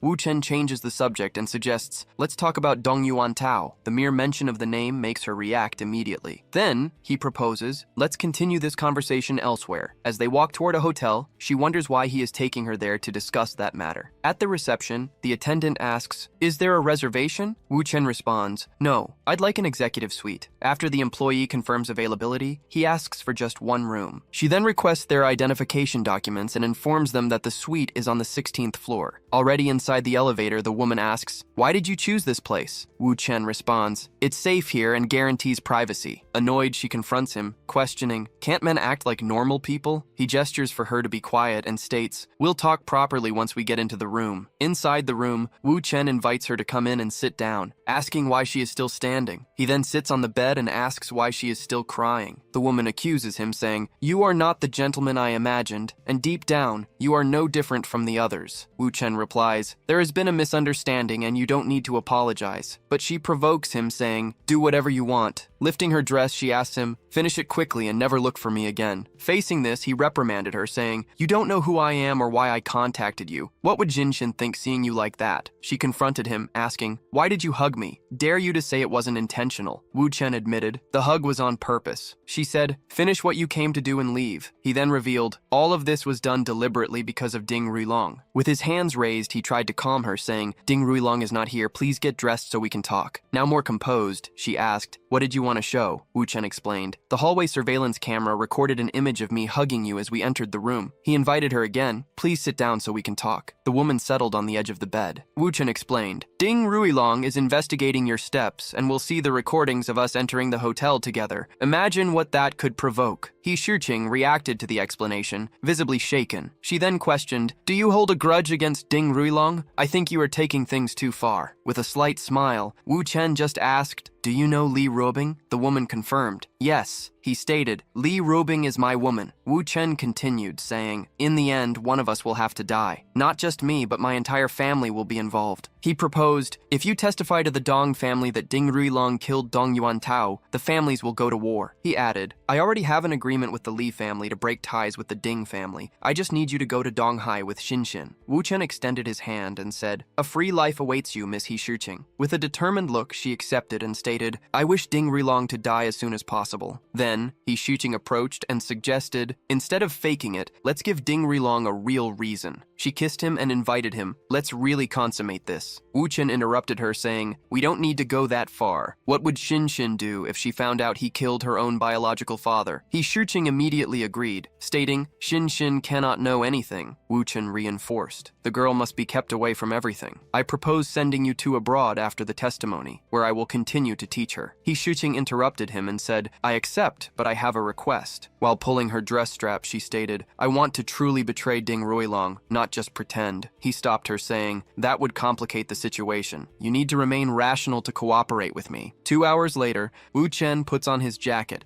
stating that they have spent enough time there and it's time to go. Outside, he instructs her to pack her and Xinshin's belongings to return to Donghai the next day, and she agrees. Elsewhere, Chief Mao approaches and offers a small gesture for a signature, explaining that he heard about his departure. Wu Chen questions the transfer of 45% of a company's shares, valued at 200 million, for only 1 yuan, and the man replies that it is a gesture of friendship. He comments that they are already friends, but he refuses the offer because it would be inconvenient to hold shares in his name while investigating Ding Ruilong. Seeing this, Chief Mao suggests that he appoint an agent to represent him. After a few seconds, Wu Chen says, "I will call someone since the chief insists." Surprised, Zhuang Xiaodi asks if he wants her to sign the document and if it is being given to her. Sitting between the two men, she begins to wonder why she would receive shares valued at 100 million. Chief Mao clarifies that the agreement was intended for Mr. Wu, but she will sign as an agent, ensuring there will be no problems. He then encourages her to sign, assuring her that the contract is completely secure. While Zhuang Xiaodi signs the papers, Chief Mao watches intently. After that, she approaches Wu Chen and promises to do her best in the future, but he asks her to go shopping and says that he will call her later. A man opens the car door and invites Mr. Wu to get in. Inside the vehicle, Wu Chen asks why his uncle came to Magic City. The older man informs him that Ding Rulong is on his way to Donghai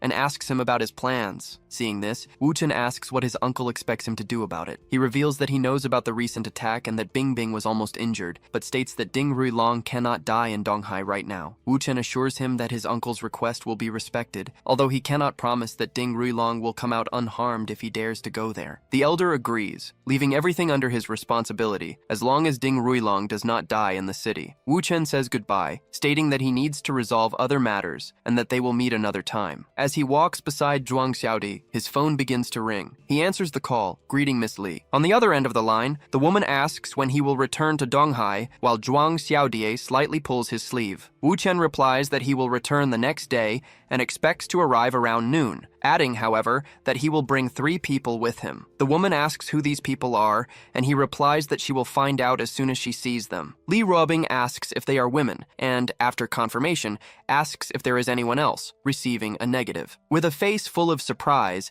she realizes that the 3 people he will bring are women. Still on the phone, Li Ruobing confronts him about returning with 3 women after only 3 days, but Wu Chen finds her reaction strange. She asks him to stop being so indulgent, as she doesn't want her reputation to be affected. Wu Chen reassures her, saying that she can do whatever she wants with him when he returns, and asks her not to be jealous. Seeing this, Li Ruobing agrees, reminding him that he was the one who said it. Beside him, Zhuang Xiaodi asks if that was his wife on the phone, and he corrects her, stating that it is his girlfriend. She comments that the woman seemed irritated, and Wu Chen asks if she is scared. He hugs her and calms her, assuring her that as long as he is around, his girlfriend will not do anything. Sitting with her arms crossed, Li Ruobing asks Wu Chen to introduce her to the guests. Then Wu Chen introduces his girlfriend, Li Ruobing, to everyone. Soon after, he introduces Zhuang Xiaodi. Next, he introduces little He Xingxin and her mother, He Shiqing. The newcomer is recognized as the sole witness to Dong Yuantao's murder. At this moment, Li Ruobing understands that He Shiqing is there to betray Ding Rulong and testify against him. She greets He Shiqing, welcoming her to Donghai, and receives compliments on her beauty. Finally, Li Ruobing turns to Wu Chen and comments that he always manages to surprise her. Then she turns to Zhuang Xiaodi, confirming her name. After Zhuang Xiaodi's confirmation, Li Ruobing continues with the interrogation.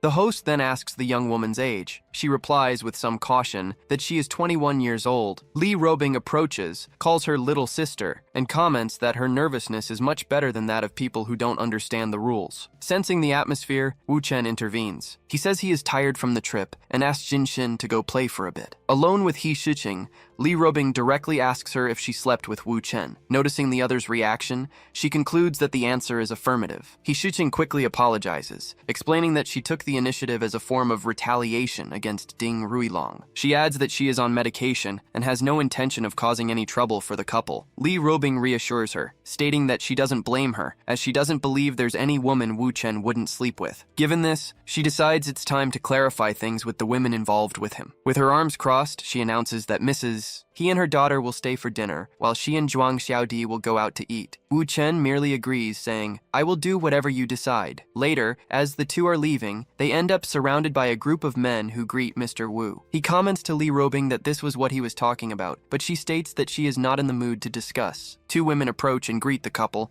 pretending not to be intimate. One of them gets closer to Wu Chen, calls him bad man, and then kisses his face, asking, "Did you miss me?" Li Ruobing reacts with disdain, while Chen Qian shows surprise. With her arms crossed, Li Ruobing asks what the other woman expects her to do about the situation. Wu Chen approaches and just asks her, "Look the other way." She complies with the request and wipes off the lipstick mark left on his face. Zhuang Xiaodi watches the entire scene, finding it difficult to adapt to this kind of environment. Wu Chen turns to Chen Qian and asks, "Why are you standing there?" And the young woman replies, "There is nothing wrong." Still, she decides to stop pretending, feeling disrespected. Su Qingying approaches and calls Wu Chen, husband, saying that she learned new dishes for him. Chen Qian reacts immediately, realizing that Qingying is about to confront her. Li Ruobing understands that Qingying is using simple methods to change the course of the conversation. Meanwhile, Zhuang Xiaodi wonders if she is truly qualified to remain by Mr. Wu's side. Wu Chen merely suggests they place their order first. He then asks Qingying if there is any problem with her company's board of directors. She replies that, with his help, no one would dare cause difficulties. She adds that she would love to spend every day by his side if she weren't so busy. Another woman, Wu Yurong, turns to him and asks why he didn't tell Qingying about their involvement. Li Ruobing takes a sip of wine and explains that she gathered everyone there so they could get to know each other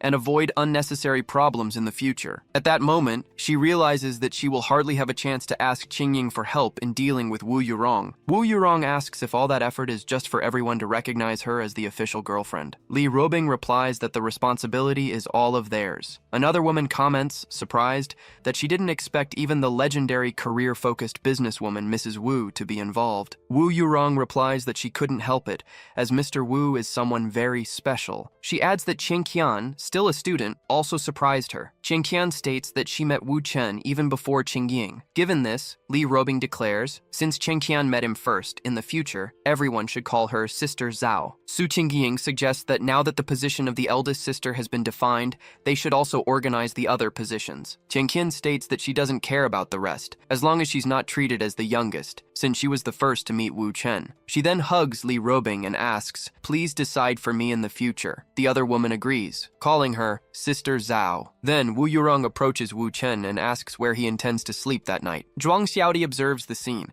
realizing that Wu Yurong begins competing for attention immediately after their positions have been defined. Li Ruobing intervened, saying that Wu Chen had just returned from Magic City and that it wouldn't be reasonable for him not to go home. Seeing this, he agreed and stated that everyone would leave. Su Xingying and Qian Qian also expressed a desire to go to his house. Wu Chen commented that the situation was getting out of control and decided it was better to go back, as Xiaodi had just arrived, and there were still things to resolve between him and Ruobing. Wu Yurong said goodbye, wishing he wouldn't get too tired that night. Back home, Wu Chen explained that he, Shuqing, and Xinshin were already asleep, that they would rent a house the next day, and that Zhuang Xiaodi would stay with them for now. In her room, Zhuang Xiaodi listened to the sounds coming from upstairs. Lying beside her sleeping daughter, he, Shuqing, also heard what was happening. Elsewhere, a young woman was on the phone when she was approached by a woman who introduced herself as An Menglan. Song Xuaner was surprised to realize she was talking to the famous An Menglan. She remembered who the woman was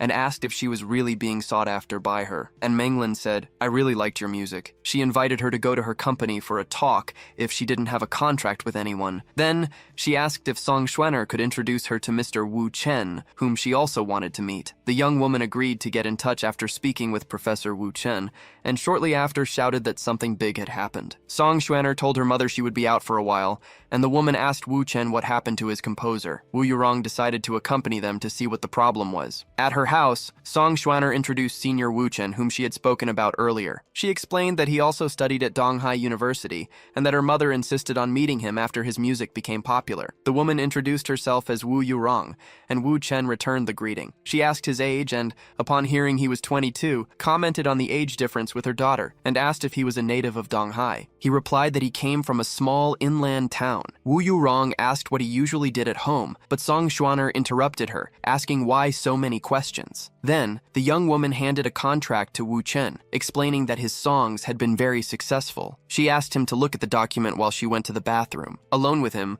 Wu Yurong asked if he preferred to be called Xiao Wu or husband. Wu Chen merely replied, I will review the contract. She stood up and stated that she wouldn't accept him being cold that night, since he had spent the previous day with Li Ruobing. Wu Chen asked her to sit back down carefully, but the quick response came, Xuan Xuan will still be a while in the bathroom. At that moment, Song Xuaner returned and caught her mother hugging the senior. Wu Yurong turned, tried to explain the situation, but her daughter ran off, stating, I don't want to hear anything. Seeing this, Wu Chen decided he would need to restart everything for the sake of both of them, assuring Wu Yurong that they would have a proper conversation later. In silence, he reflected that the day had been particularly unlucky for something like this to happen. A few hours later, already inside the car, he thought that, besides the incident with Sister Rong and Song Xuan, other things had also occurred. The scene returned to the moment when Wu Yurong, sitting on the sofa, asked how she should call call him. Soon after, she stood up, complaining that he was being cold after having spent the previous day with Li Rubing. Wu Chen then warned her that she should sit down in 3 seconds, or she would regret it. Confused by the reaction,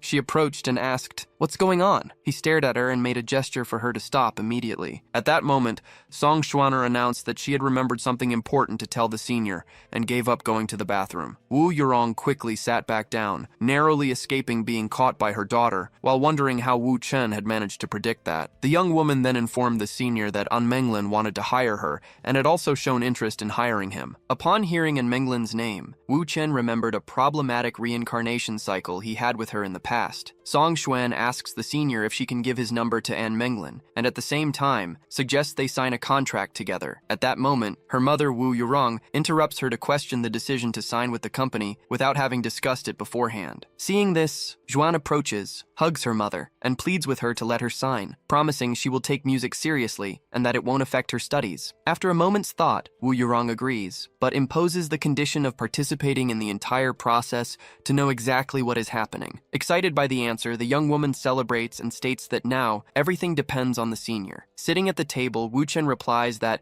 out of consideration for Wu Yurong, he will allow her daughter to have his number, even though he has no plans to debut. Then, a woman stands up to call An Menglin and asks everyone to sit down for a moment. Wu Yurong casually comments if Xuan wouldn't suddenly appear, and Wu Chen stares at her, saying, "It's better if she doesn't sit on my lap." Surprised, she asks how he became a psychic and if he could tell her. He just smiles and returns the question, wanting to know what exactly she would like to hear. Changing her mind, Wu Yurong says it's nothing and asks him to forget about it. Shortly after, Wu Chen stands up to leave and asks her to tell Miss Song to send a message if she wants to schedule a time for a song. She watches him leave and comments to herself that this man with mysterious powers is truly impressive. Later, at Old Dao's lodge in Xicheng district, a man calls for Mr. Wu. After asking where the person is, Wu Chen hears from the host that she is inside and receives an invitation to accompany him. As soon as he enters, he tells Jiang Chuan that, since he is there, he will not be able to escape or die without his permission, advising him to abandon useless ideas. At that moment, he remembers that before restarting, he only intended to do a test, but he ended up finding Jiang Chuan, which turned out to be a blessing in disguise. Trapped, Jiang Chuan wonders how Wu Chen knew he would to avoid causing problems for the young master, finding him even stranger than he had imagined. Without hesitation, Wu Chen states that Jiang Chuan, Ding Ruilong, and Li Ruotian want his death, and therefore the best choice now is to cooperate. The Tide Man asks how he can be sure that, by providing the information, Wu Chen will be able to confront the young master and the Ding family. In response, he mentions the difficulties for Jiang Chuan's wife and children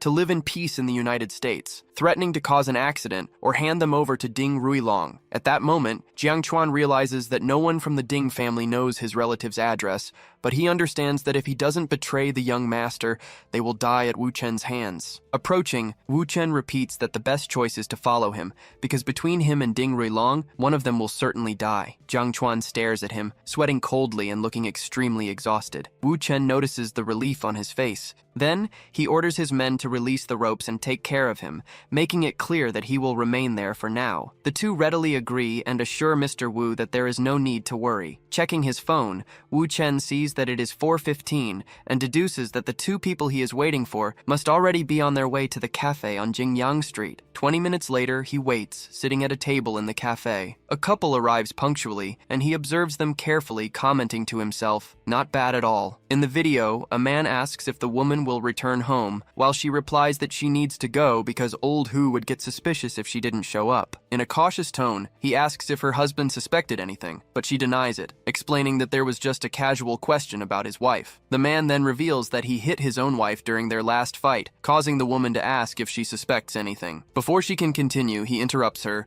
offers a banana, and suggests they head to a hotel afterward. In the video, the woman asks why he can't be decent, to which he replies by asking if it isn't precisely this lack of decency that she appreciates. Wu Chen, responsible for recording the meeting, comments that it's time to meet Brother Lei. Shortly after, he calls Zhao Di and informs her that since Robing went to work, he will pick her up to go to Zhizhen Mansion together. Upon their arrival, a woman asks Mr. Wu to sit down and explains that the godfather is on a call, but will be down shortly. Zhuang Xiaodi, who accompanies Wu Chen, recognizes recognizes the hostess as the star Tao Manying and realizes that his circle consists of rich and influential people. Then, Tao Manying serves Mr. Wu a cup of tea. In the office, Lei Chung ends a call and states that he no longer wishes to talk about that matter. Turning, he greets Wu Chen and asks who the beautiful young woman beside him is. Wu Chen calmly introduces her as his woman, Zhuang Xiaodi. Lei Chung suggests that Man Ying talk with the younger sister, while he and Wu Chen head to the office, commenting that he was suspended from the circle. Once alone, Wu Chen explains that Ding Ruilong intends to take advantage of the power of the Hongfa group, which belongs to the Lei family, and will try to get close to him. Furthermore, he claims to have a video recorded that afternoon that can help Brother Lei resolve the situation. Curious, Lei Chung asks what kind of video it would be. Without hesitation, Wu Chen suggests that he take a look himself. After watching the content, Lei Chung declares, "That really saved my life." Lei Chung recognizes the man in the video as his deputy general manager, who took over the company's operations after his suspension, while identifying the woman as Hu Xilin's wife. He then explains that Hu Xilin is a long-standing supplier to the Hongfa group and also the chairman of Zhirui Electronics from Donghai. He then reports that he was a friend of Lei Yu and that it was Hu who called him when he entered the house, trying to convince him to break the contract with Manying. He further adds that Ding Rilong said he wanted to go to Donghai to talk,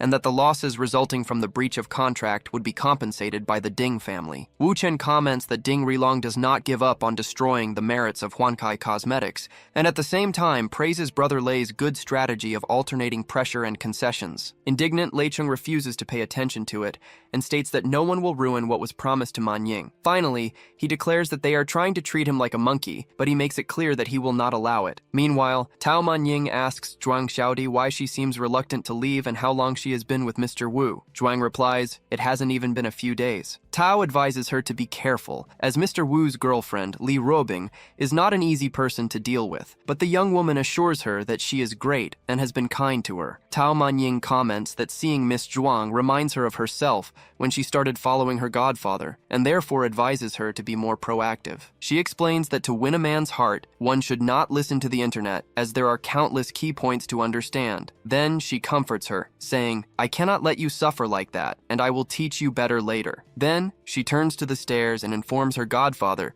that there is someone at the door. Lei Chun informs that it is old Hu Xilin, explaining that he didn't have time to see him earlier, while Wu Chen comments on his temperament. Soon after, Lei Chung asks if he intends to use that video. Wu Chen simply replies, "I will show it." Faced with this, he questions if showing it directly would be a good idea, but Wu Chen states that Hu Xilin himself is not innocent either. He continues, revealing that Hu Xilin has more than one mistress, and furthermore, a prenuptial agreement would ensure that the unfaithful party would leave the divorce with nothing. Lei Cheng then realizes that, since their company is worth over 3 billion, the video proving his wife's infidelity is worth 1.5 billion. Therefore, he suggests that they can give the video as a gift to old Hu. Wu Chen corrects him, saying, "It is Brother Lei who will be offering the gift, and thus he can ask for a small favor in return." He proposes that Lei Chung let Hu Xilin know about his affair with Lei Yu, so that he will be the first to side with them. Lei Ching understands that this is far from a small favor, as it actually means forcing old Hu to join him. Wu Chen explains that this will force Hu Xilin to deal with Zhu Haobo, and furthermore, Hu's own infidelity makes the outcome of the divorce uncertain. Finally, the host asks if this wouldn't just be a way to threaten old Hu. Wu Chen denies it, stating, "That is not a threat, but rather the art of communication." Confident in the plan, Lei Ching leaves the matter in his hands and asks for old Hu to be allowed in. At the door, Hu Xilin suggests waiting downstairs, as old Lei has guests. Still, he receives an invitation to enter, as he is not considered a stranger. Then Lei Chung turns to introduce Brother Wu to the visitor. Wu Chen greets Chief Hu, who responds cordially, and then they are invited to sit down. Hu Xilin expresses concern about Lei Cheng's sudden move against his own brother, but is reassured upon hearing that it does not concern him. Confused, the visitor questions the meaning of it, arguing that it is best not to interfere in matters of large families. Lei Cheng retorts, explaining that Man Ying's breach of contract with Huankai Cosmetics